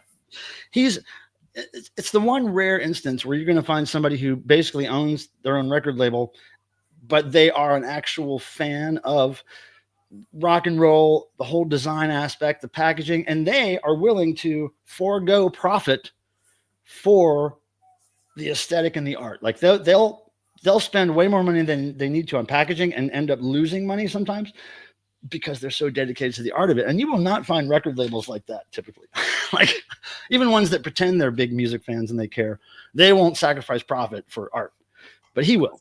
And so his stuff of all the small labels that have popped up that put that kind of stuff out, I think his are going to be very cherished and worth a lot of money long after they are available to people. So because they just stand up over time, the design and everything is so great, right? Oh, absolutely. Everything I have by them, every band, it's just awesome. Mm-hmm. Tour Bus Live, yes, there are. Every time I go there, I stick a yeah, hopefully they lasted the years. So we covered Cream, we covered the Thrift Scores, we covered the Mail, we covered Positives, and we covered, oh, you know what? Can I tell you this, guys? Is there anything else we need to deal with right now? Anything in the chat? No. Okay. No. So I've had this friend for many years named Diana, and we dated way back in the late 80s, early 90s. And she had some parents that were very Southern parents. You know, maybe she didn't get along great with them because of their views and her views. But I'd never really met them either. But I knew from her that they were big country music fans.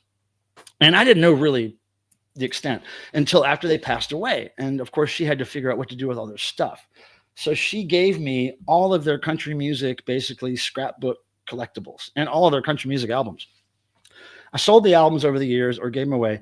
But for years, I've had these photo albums, these 3-ring binder photo albums full of stuff. And they were very anal retentive about documenting every show they would go to, every country music show with photos, ticket stub.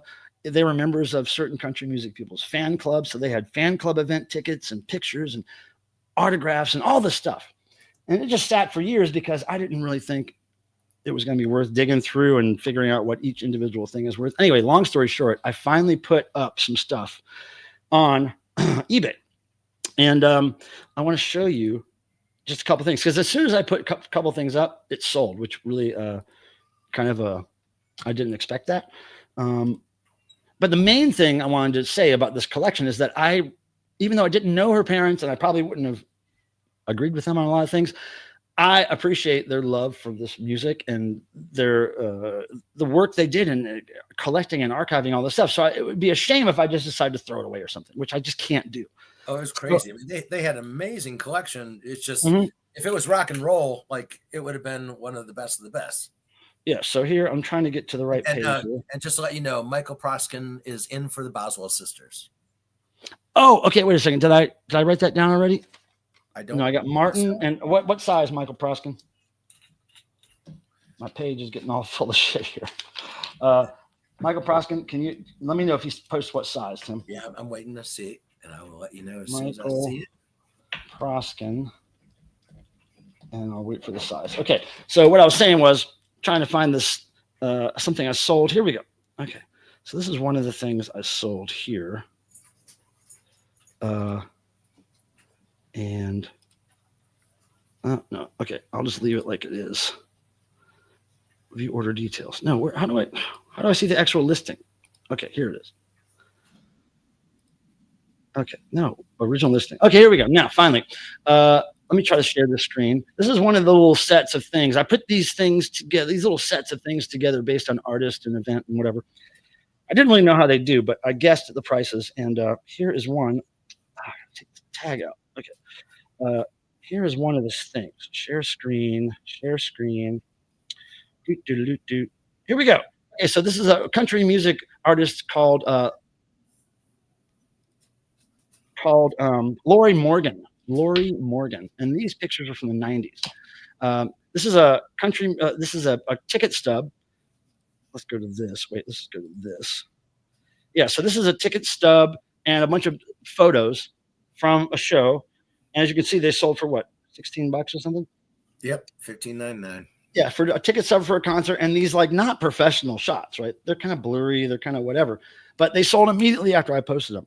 And another one that sold immediately was almost exactly the same thing, and it was I'm gonna show you here another set of photos. Come on, why aren't you clicking it? Okay, here we go. Clicking it, original listing, and then we'll share. Okay. Yeah. Wait, So is that the same one you just did? Yes. Nope. Oh wait, is it? Hold Same on. date. Yeah. Yeah, that's the same one.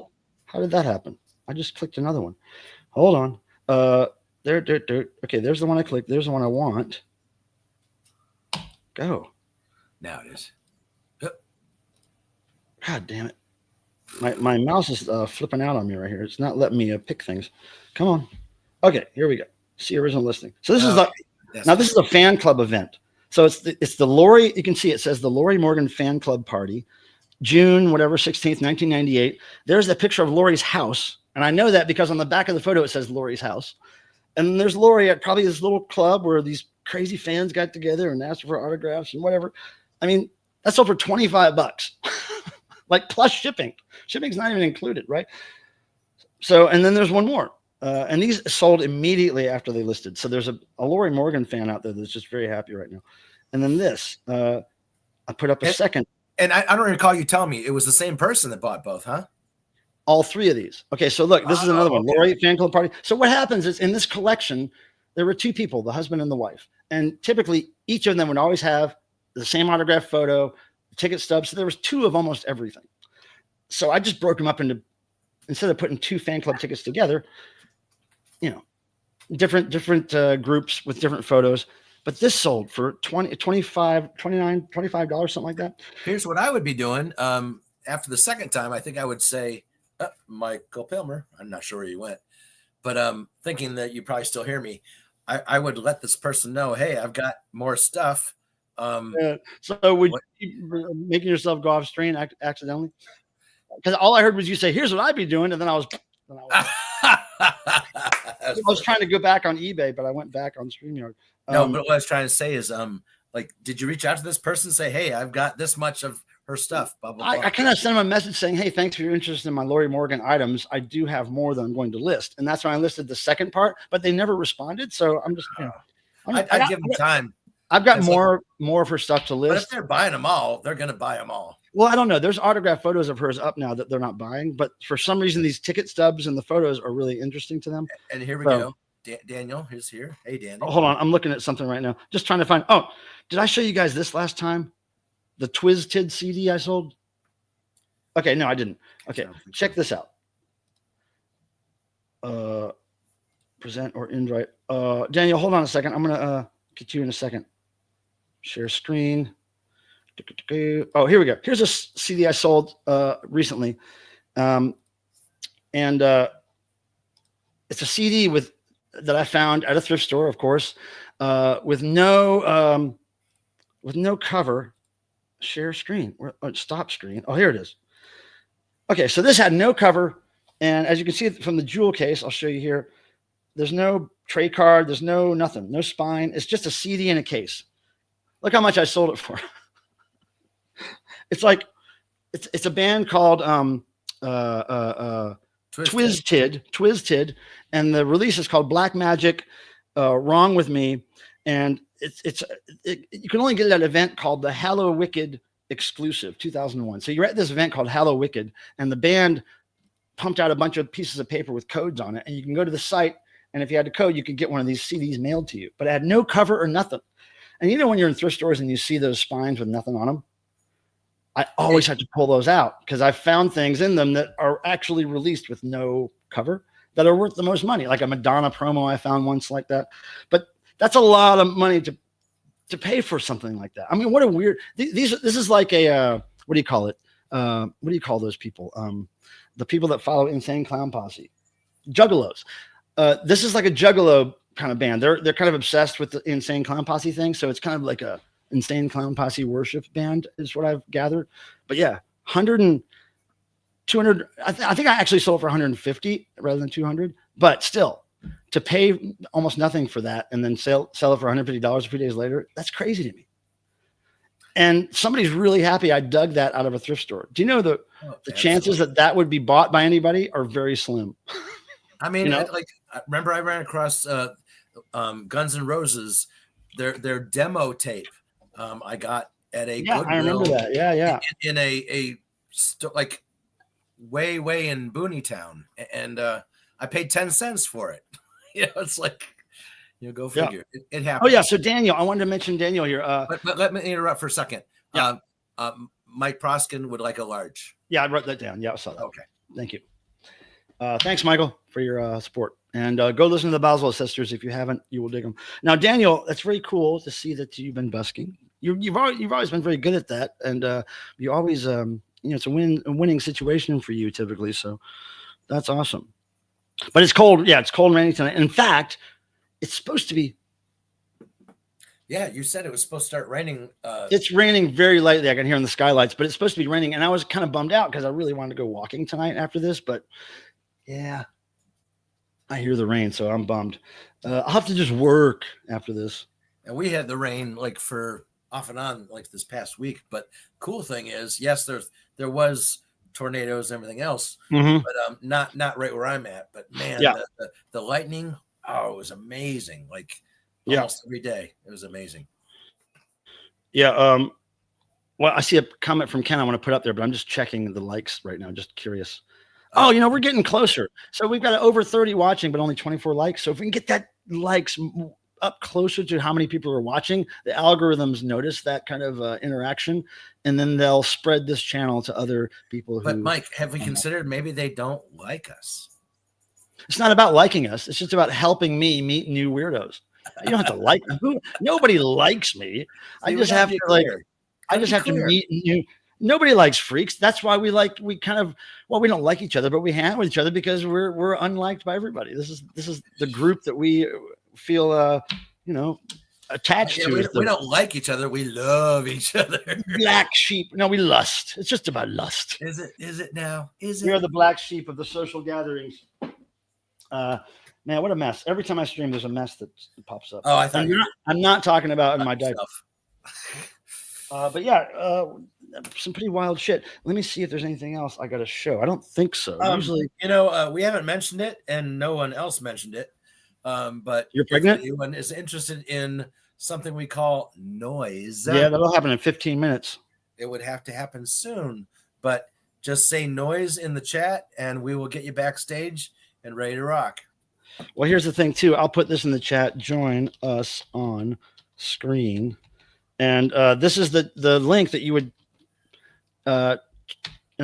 click if you want to join us on screen for noise. And what'll happen is you will be directed to our backstage area, which means Tim and I can see you on camera, but nobody else will be able to until we bring you on stage, and we'll let you know when that's going to happen. So if you want to do some random noise with us on screen, all we ask, if this event is going to happen at 8:45 in 14 minutes, is that 3 other people join us on screen to do it besides me and Tim. So 5 people or more. And Ken, I think you should be one of them. And Ken is always welcome to do noise. I mean, I know it's quite a commitment to get on screen. Typically, when I'm watching other people's, well, but look, Tim. Well, then why don't you stream more often? No, why don't you do videos more often? I do every week. But for a lot of people, it's daunting because like I'll watch other people's live streams, but I'm in there's no camera set up, there's no lighting. I can't join them unless I'm totally set up like I am on Thursdays, which is rare. So I get it. People can't always join on screen, but it's just not that big a deal. But the thing is, you don't have to show yourself when you're doing noise. You can have the camera pointed at a speaker or whatever you're doing with your hands for the noise or whatever. It doesn't have to be on you. You could be in your pajamas, unshaven, with no.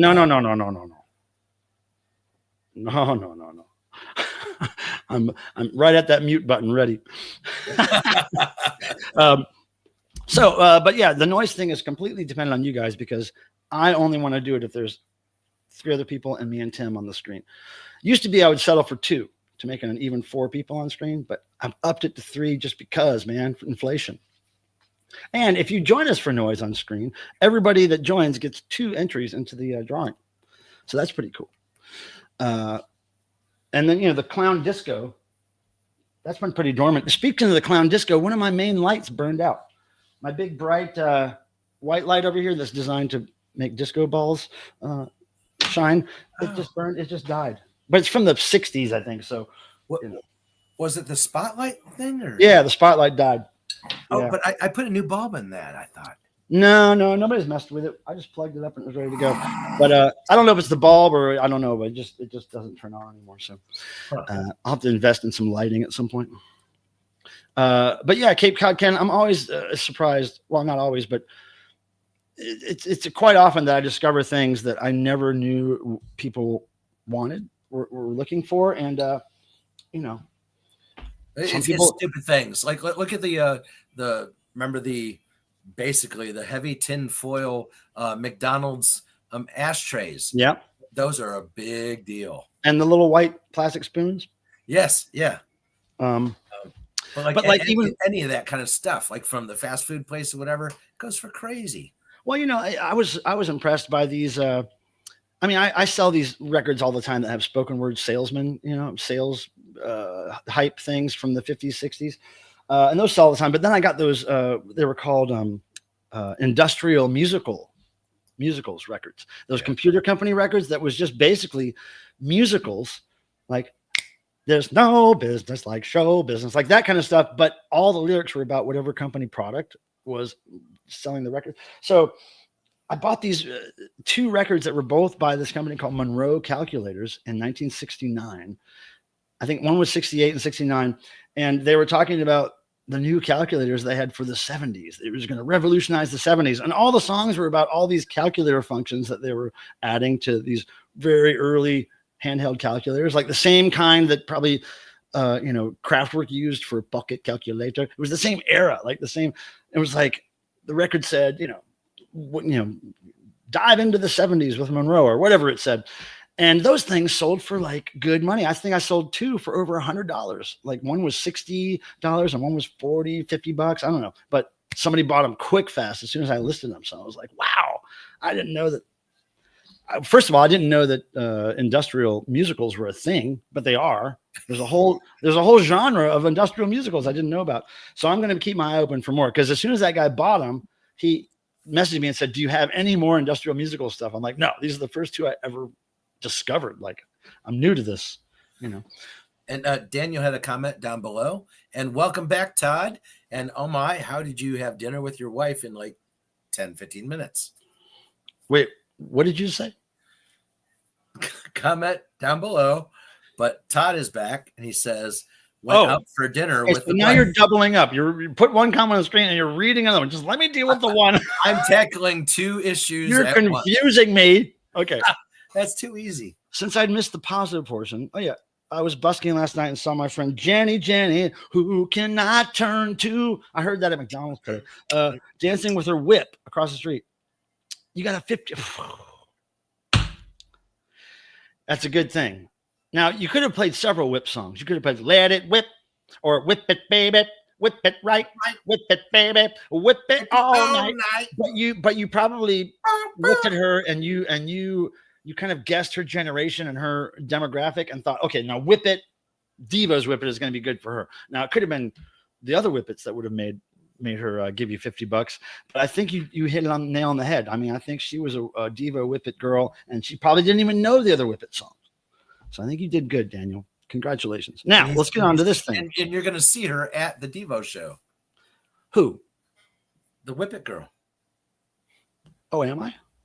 No. Daniel is. Move on. I'm going to see Jenny at the Devo show. What are you talking about? Is he bringing? Anyway, went out with dinner. Went out for dinner with the wife. Well, did you save any for us? You're going to talk to us about dinner. You know what I had for dinner? 25 pistachios. And odd, your wife and yourself were hanging out in my neck of the woods today 1 year ago, according to the faces that book. My goodness. With your lingo. I know, right? You must be hanging out with youngsters to know that lingo. I did play Daz Band after that. Okay, so you're getting close. You're getting close. That's Ohio. Cool. I have leftovers. Of course you do. You know, I've never been a big leftover fan. The only leftovers I really liked were pizza, but I had to warm it up. I could never eat it cold. I'm not a cold pizza person. He's not a leftover person. I liked my mom's leftover spaghetti when I was a kid, but I just can't do leftovers. I'm not that guy. He will waste it all. I just eat a very little bit, and there's no leftovers to be had. I only order what I'm going to put in my mouth. And then, Todd, yes, and that's not always true. Oh, well, okay. Sometimes I don't order it, but then I don't eat it all. But you know what I do is when I travel, and it used to be a lot easier to do this, was to just walk outside the restaurant and give it to somebody who needed food.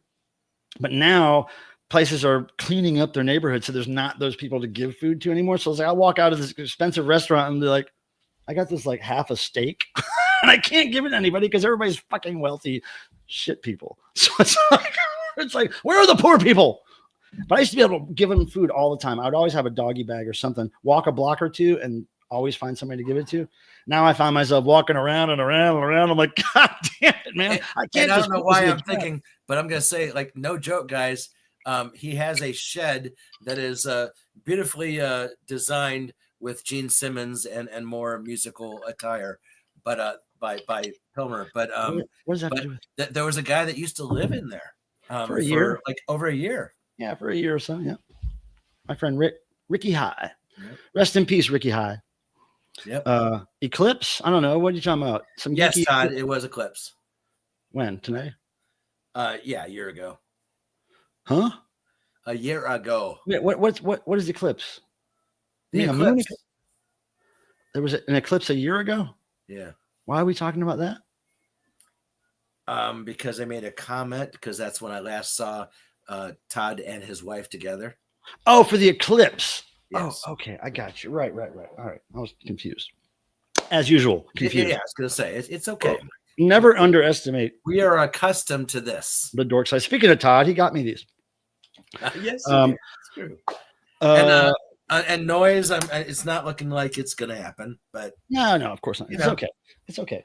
We tried. Doesn't matter. Now I want to mention who was last comment in the last stream.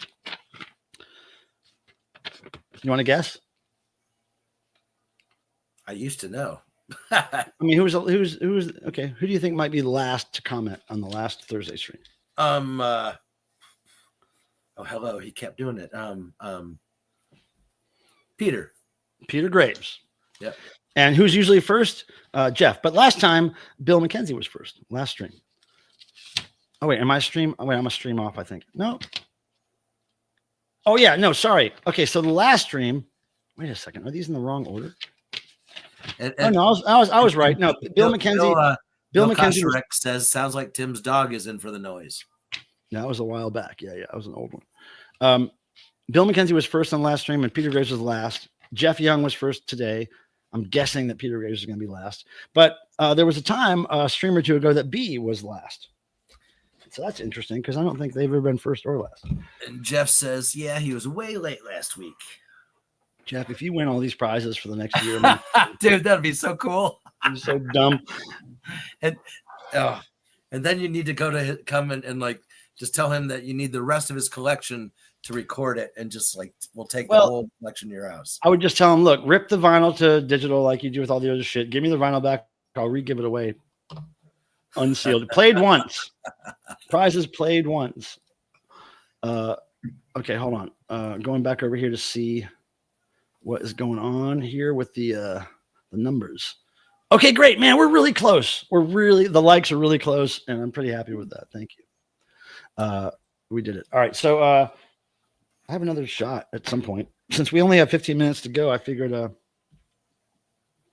if I win, I'll just drive over during the stream. Yeah, at least you won't cost me shipping, dude. And you should, Jeff, because like that'll add some, it'll last year I 7 viewers. I haven't seen Krip Van Vogt in here, but last year he won, and I just sent his stuff to Sweden, and man, it took like 6 months to get there. It was lost. It kept going back and forth from America to Sweden, because the person at the post office here, even though I had the right address written on the package, when they typed it into their shit, it was a little bit wrong, but it was right on the package. But because one of the labels was wrong, it kept returning and getting shipped back. It was like for months, it kept going back and forth between the two countries. And he finally had to go to his post office and like physically say, look, no, just stop. Don't send it back. Just stop. I'm here to get it. That's my address. So it took forever, but he finally got it. Or no, you know what I think happened is it finally got returned to me. And then I sent it to a friend of his in America who was going to come visit him or ship him something else. I don't know. Something happened where it finally got shipped back to me. And then I was like, just had to ship it to the US to get it to him. So it finally worked out, but it was nightmarish. But it was not damaged after being in the mail 3 to 6 months or whatever it was. I shipped something to Mariana in Brazil, and it was like 4 months ago. And you arrived yet? No. No. And thing is, like I followed the tracking, and when I saw that it got in her hometown, I didn't worry about the tracking anymore. Right, of course. And she didn't get it. And she's like, what's the tracking? I'm like, I don't know. You didn't have it? No, you didn't have it? What? Too much now. I put it in. You gotta save it, dude. Oh, Tim Nolan. Telling you. Ship stuff for a living. Can't save a tracking number. I know. It's like I can send stuff to anywhere in this world and no problem. Save the track, especially when you ship a friend, just because. Look, I had all the paperwork and everything. It wasn't nothing that I saved would have helped that package, because we both kept calling our post office saying, look, can you just stop sending it back and forth? Like, because it was just going between, it wasn't going between me and him. It was going between the main post offices. One would get it and return it to the next country. The other one would get it, return to the next country. It was like, no, just stop. We're both contacting you about this. Why is there a communication thing? Humans, man, you can't try to figure them out. They're a tricky species. They mess it up all the time. Tricky species. That's why you don't make them. I was supposed to get it a week prior, but it kept bouncing from one Cleveland post office to the other. Hello, Steve. Hey, Steve, what's up? What's the next concert you're going to see in the Ohio area, Tim? I think DEVO. Oh, really? Okay. Oh, wait. DEVO? No, I think Ammo and the Sniffers is first. Oh, right. God, I still don't know if I'm going to be at that show, but I hope I am. Yeah, I'll tell them to say that. You say hey. Oh, now what date is that? I have to look it up. It's in May. Yeah. Yeah. Yeah. If you get to say hi, they're blowing up though. They might be too big of rock. I know. They might not even like me anymore. They might be too big of rock stars. Who knows? Yeah. It but yeah, I listened to the new album today, and I listened to the. Oh, you did finally? Yeah, I did finally listen to it all. Yep. Yeah, and the reason I'm saying, guys, because he got it when it came out, and I did too, and I freaking loved it, and I kept asking him about it, and yeah, he just now. I got to find the right time and the right moment, you know, because I'm usually the records I'm listening to are usually just for work, right? Grading stuff, so I don't usually listen to records for pleasure. So, but I made it happen. I got tired of waiting. It's a good album. Yeah, it's good. It hasn't hit me like the first two albums yet, but I've only heard it once all the way through. So my favorites, and I think you say otherwise. I think you like 2 better than 1, correct? Well, I don't know. I don't know. I can't. But they're both kind of the same to me. Okay, because I can like listen 1 and 3 the best. There are a bunch of songs on both of those that I really look forward to hearing every time they play. I mean, it's great band, but thing is, it's a great performing band. Like anybody that has not seen them, yeah, you're gonna get a crazy great performance. Well, speaking of new records, speaking of great performance, sorry to cut you. Did you see that the Soap Girls got their? Okay. I was going to mention that actually. Soap Girls just announced some American tour dates. Unfortunately, I think it's going to be exactly when I'm traveling for fucking DEVO. So we'll see if I intersect with them, but I don't know if I'm gonna. But yeah, they're heading to the U.S. May, June, I think it is. And August, June, July, August. But the thing is, there was a Columbus date, but nothing else in Ohio. It's like, what? No, here we go. Yeah, 2 shows in Ohio. Just drive your ass to a city in Ohio. You know, I drove from Raleigh. Look, Tim, I drove from Raleigh all the way to Chicago, all the way through Wisconsin, and back home to see the Soap Girls. You can't drive to another city in Ohio, you lazy fuck. No. You're not dedicated to rock and roll. I already. You would rather watch your TV shows. You would rather watch your TV shows than drive miles. I don't have TV. I already paid for my DEVO shows. Have TV. You watch those Voice of America shows. I watch the music ones on television. You watch them if I can get them in my computer. Oh, Jesus God, Tim! I'm just saying you can't go to Ohio to see Soap Girls, but I could drive 13 hours one way to see them. There's no dedication. I'm not Tim. going to Columbus. There's no dedication. You're a soulless husk. No. And they were supposed to stay here. Look, they see you have no dedication. Why would they stay at your house? You probably wouldn't even walk to the refrigerator to get them a drink. God.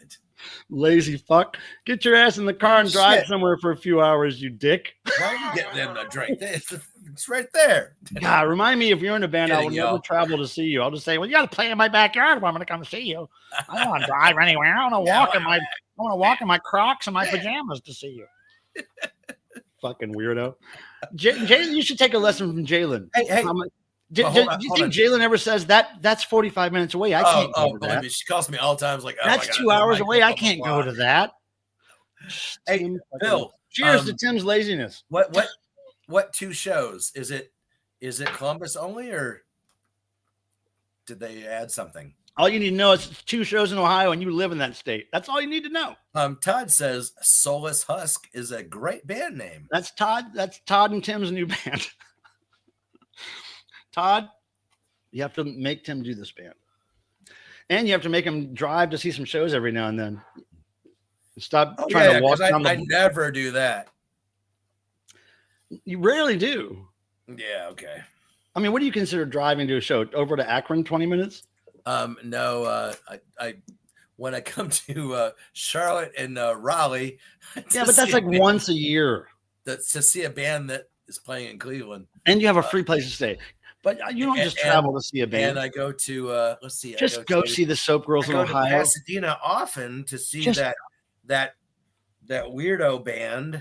Pasadena. God, he doesn't even know, guys. What are you talking about? All right, just check his social media for all the shows he's been to and see how far away he travels. That's not very far. Columbus, Soap Girls. Come on, it's in the same state, dude. There's no Talking about Devo, Mike. Oh, just Columbus. That's close enough. That's in the same state. It's not like you live in Texas. Ohio's small. God. Maybe you could find somebody to drive your lazy ass out there. And maybe I'm not going to be in town. Yeah. See, Michael Pilmer doesn't have any clue about these things. My limit is 500 miles, 750 tops. I can drive 13 hours if I'm. Oh, I've driven. I drove to Raleigh and then to Austin. Yeah. For a band. That was years ago. I'm saying this is the kind of stuff I do. And you had partners in crime. We planned it as a big road trip, but you just can't drive somewhere by yourself and see a show. Things I do, y'all. But you can't drive somewhere by yourself and see a show in your own state. Yeah, they can hear me. This is my stream. Of course they can hear me. That's what they come for.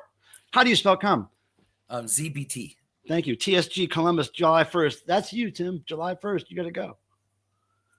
Well, I'd have to miss a Devo show. Big loss. How often does Soap Girls play and how often does Devo play? Okay, just weigh that out. Soap Girls, I would say you should go to at least once this year. Well, now, if I can go, I'll go to several shows if I can. But I already reached out because they said that this is their first whatever, and I have to admit, the first what? This is only half of their U.S. tour. More is coming. Yeah, so hopefully I'll see them later in the year. But I'm even going to be busy later in the year. So no, but what I noticed that you need Miss You. But moving on, I don't really do them that often. They must have a different manager. Did you notice that? No, of course, because they were never. Yeah, no, that was guys. If they were ever going to tour the U.S. again, they would have to do their last manager. Like, no, we're not going to talk. We're not going to throw shade. We're not going to throw shade on anybody. It wasn't streamlined. We're not throwing shade, but they've had problems. Streamlined. Yeah, I mean, if you can judge, and they had a problem getting their visas to come here. That's like why they weren't here. They had a lot of problems here last year. Yeah, so I tried to get my new booking agent and it didn't work out because the booking agent, he almost was interested. The guy that used to do Devo stuff, but he was like, we just don't think that it's going to be worth our time because we typically go for slightly bigger bands. Yeah. But I get it. You know, they needed like TKO. I think they said TKO was doing it. But I think maybe there's a slight chance that their booking agent is also Anti-Scenes. I have to look it up because I think Anti-Scene uses the same booking people are used to. So that's more of the club size and venue size that, because the tour manager I tried to, not tour manager, the booking agent I tried to hook him up with was like, they deal with bigger bands. So I was just hoping they can at least lead me to somebody who was good for the Soap Girls, but they were just like, whatever. Yeah, so I'm glad they hooked up with somebody else. Hopefully guys, I don't know if you guys know them, but despite anything, like they put on a hellacious show. They rock out. Like they just rock out. And their whole life is their band. And all they do all the time is either live stream or play shows or write music or design merchandise. And it's a family business, really. It's all, they don't have friends. They don't have boyfriends. They don't do anything social. They don't go see other bands live. They don't do cover songs. They're all about them and their songs and their creative process and their freedom to do whatever the hell they want with music. And they just keep doing it constantly. And so it's amazing to me. And they literally told me, it's like, no, they're not interested in relationships or anything else. Like they are right. They are right where they are supposed to be in their opinions. Mm-hmm. And that's all about rock and roll, all about the music. And like you said, they're all family.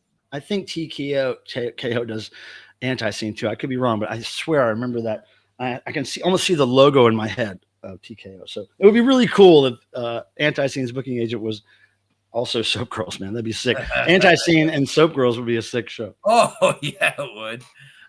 And Todd says, your belching game is on point tonight. Well, every now and then I get a little practicing. But Bill, thanks for the info, Bill. Hardcore Soap Girls fan there. I got a few of them that ever since I started going to the Soap Girls streams years ago, there have been a handful of their hardcore fans that have come over and continuously supported me, and they're really cool people. That but I mean, it's like Soap Girls. It's like, God, if you haven't seen them, you got to. Like it's pretty fun. They're incredible. But it's also good to know that what you're seeing on stage is them 24/7. It's not like you see them on stage in one outfit and then you see them off stage and it's completely different. No, they wear the same clothes all the time. They just live their art constantly, 24/7. But they're really good at it. I mean, they're great. I had them stay at my house before I'd even heard a lot of their music a couple years ago, and they were fantastic. And they showed up at like 4 or 5 in the morning, pretty much unannounced, because I was trying to get in touch with them for like 2 days to see when they were showing up. I had no idea. I kind of gave up, thought they weren't showing up, and then me and Ann were partying all night. And around 4, Ann starts to leave, and I get a text, they're on their way. And she's like, no, I can't. I got to go to bed. So Ann left, and then this band pulls up 5 in the morning. I've been up all night. Oh, it was sick, man. It was so crazy. So crazy. Never met these people before in my life. Come on in. No, but I mean, you had online for a while. Well, I mean, they left a comment on one of my videos, and then I went and checked out their live stream, and that's how I met them. And it was one of the first live streams. One of the first live streams I ever checked out by them, and they were they mentioned, hey, we're touring the U.S. for the first time. We need a show or something between like Pennsylvania and Florida. And I was like, well, I'm kind of like right in the middle, and I have a house you can stay at. I tried to book them a show, but it was just too late. So Poorhouse was like, we'll show them next year, but we can't do it this year. But they came down and they stayed at the house and didn't play a show here or anything, but they were really cool. I got to take around real quick. Hold on. Bill says they were forced to use the same agency due to. Yeah, I saw that. Yep. Okay. And then Burnbot says, I think I'm going to hop off. It's like 2 a.m. and my eyes are starting to hurt. And we got to move on to what Todd just. I know, but don't do that. Don't do that. I'm going to do that, but it's got to be when this thing happens right here, okay? Like this. It's got to be this specific thing for Todd.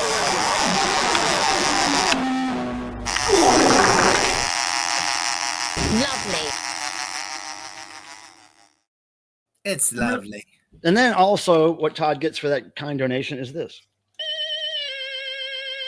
A little soul stealing with a plastic light up dollhouse toilet from our friend Super Chat Charlie, whose whole life and whole existence now is based on your Super Chat donations. And he has nunchucks, so don't fuck with Charlie, okay? Fuck around and find out with Charlie. That's all I'm saying. Telling you what. And Daniel had a comment. Hey, by the way, Todd, thank you again. Appreciate you. I got to write that down. What Daniel's saying? It's hard to believe the Soap Girls aren't bigger than they are, given the. Well, no, it's not hard to believe because they're not willing to compromise.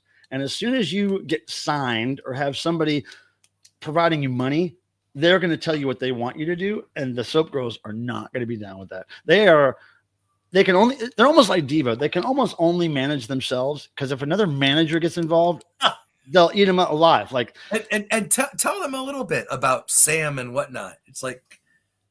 Sam? Yeah, like guys, no. They have a tight knit situation. Well, that's what I'm saying. It's kind of like just a family unit, and all they do is that. I mean, it's not like any one of them goes off and does anything else like by themselves. They don't have other jobs. They literally do not have other friends. They don't have boyfriends. They don't go to concerts. They watch out for each other. They're just dedicated to their craft, and that's all they do. It's like all they think about. At least that's how they present themselves in person, online. You know, there's never any other proof of anything else going on. Okay, Todd Fedicue, I'm putting you in here as a donation. And what was that? 666. You get one great entry into our drawing, Todd, for that. Thank you very much for your support. That drawing, if everything works out, will happen before April 22nd. If everything doesn't work out, I may push it to between the 27th and the 29th, somewhere around there. It may not be on a Thursday, depending on when this works out, but I got to give away something before I go on tour. So, and I'm going to jump and just say, Burnbot made a comment. Also remember this, everyone, no matter how bad you're doing in life, someone's doing worse. Well, let's put it on the screen. We're But- putting on. But Michael Pilmer, we have hit our threshold. It is 9 p.m. I know it's crazy, but hey, Todd, thank you. No, I appreciate you, man. And you know, I hope your travels and my travels intersect at some point. Okay, so we're gonna call it a night. I appreciate what Sam and Nomi are the baboon whisperers, and Sam has been welcomed into the porcupine community. Those girls can talk to some animals, and especially these big ass baboons, man. They let them go in their house, go through their fridge. It's amazing. I kind of wish I could live for like a month out there with them in their South African home just to get a vibe for that existence. They have skills that no one could understand. It's got to be kind of like living in Hawaii for a while and not being used to that, because that's a whole different experience and a whole different level of mindset out there. And I'm sure it's the same way where they are from in South Africa. Like there's a whole different thing going on that's foreign to me as far as my Western culture. So I would love to just hang out with them in their element, you know, and learn how to talk to a fucking baboon. Absolutely. Yeah. I'm down with baboons, and Charlie's down with baboons. Can't you tell? And Michael's been down with baboons. You bent over for a baboon? Tim bent over for a baboon. That's the next Tom Petty unreleased album. I said Michael has been down with. I have Down syndrome with a baboon. Whoa, what was that sound you just made? Tim really likes to laugh at Down syndrome. What an ass. You know. Okay, so I think I went through everything on my list. Written on the back of a cat food cardboard. You've completed your lisp. Every time I get a box of Fancy Feast cat food, these little cardboard things are inside. I use them constantly for notes, grocery lists, whatever. I use them all the time. Okay, so yeah, we talked about everything, dude. Usually I forget one thing on the list, but I didn't forget anything. Tim? Yes, sir. Do you want me to call you after this, or are you done? Get her done, yeah. Okay, so I'll give you a call. I'll have another beer. People, the last one to comment in the chat is going to get an entry into the prize pack. But Tim, everybody, you have a wonderful week, and I will see you next week, hopefully. See you, Timmy. Good night. It's the first time I've ever called him Timmy in my life. I don't know what that's about. Maybe it's a South Park reference. All right, see you, Tim. Okay, so we're going to get out of here. And thanks for everybody for coming for the therapy. And let's see what we did for likes at the end of the day. Let me refresh this over here. I'm just curious, y'all. I'm just curious. Don't make it a big deal. Let's see. Scroll down. All these ads popping up makes it hard to scroll down, you guys. Come on. I don't care about the ads. Okay. Look at that. We did great with the likes, you guys. Thank you. I am totally happy with that. Jeff Young is trying to be last in the chat. I can see that. Okay. So here's what we're going to do. How are we going to end this one? We're going to end this one by zooming in on the South Bay Surfers, because I'm really into the look these guys have. So as I'm drinking this and doing this, I'm going to end the stream. So we're going to zoom in on some faces, and may the rock and roll gods bless you all as they bless me, and I mean that. Follow your passions. Be a creative person as much as you can. You want to balance out your creative percentage with your consumer percentage as much as possible. It's very hard to do because we're all consumers. But try it. And here's a little reminder about what you can do if you record something in your own house and release it on a record. All right. Love you guys. We'll see you soon. Surfers. Yeah.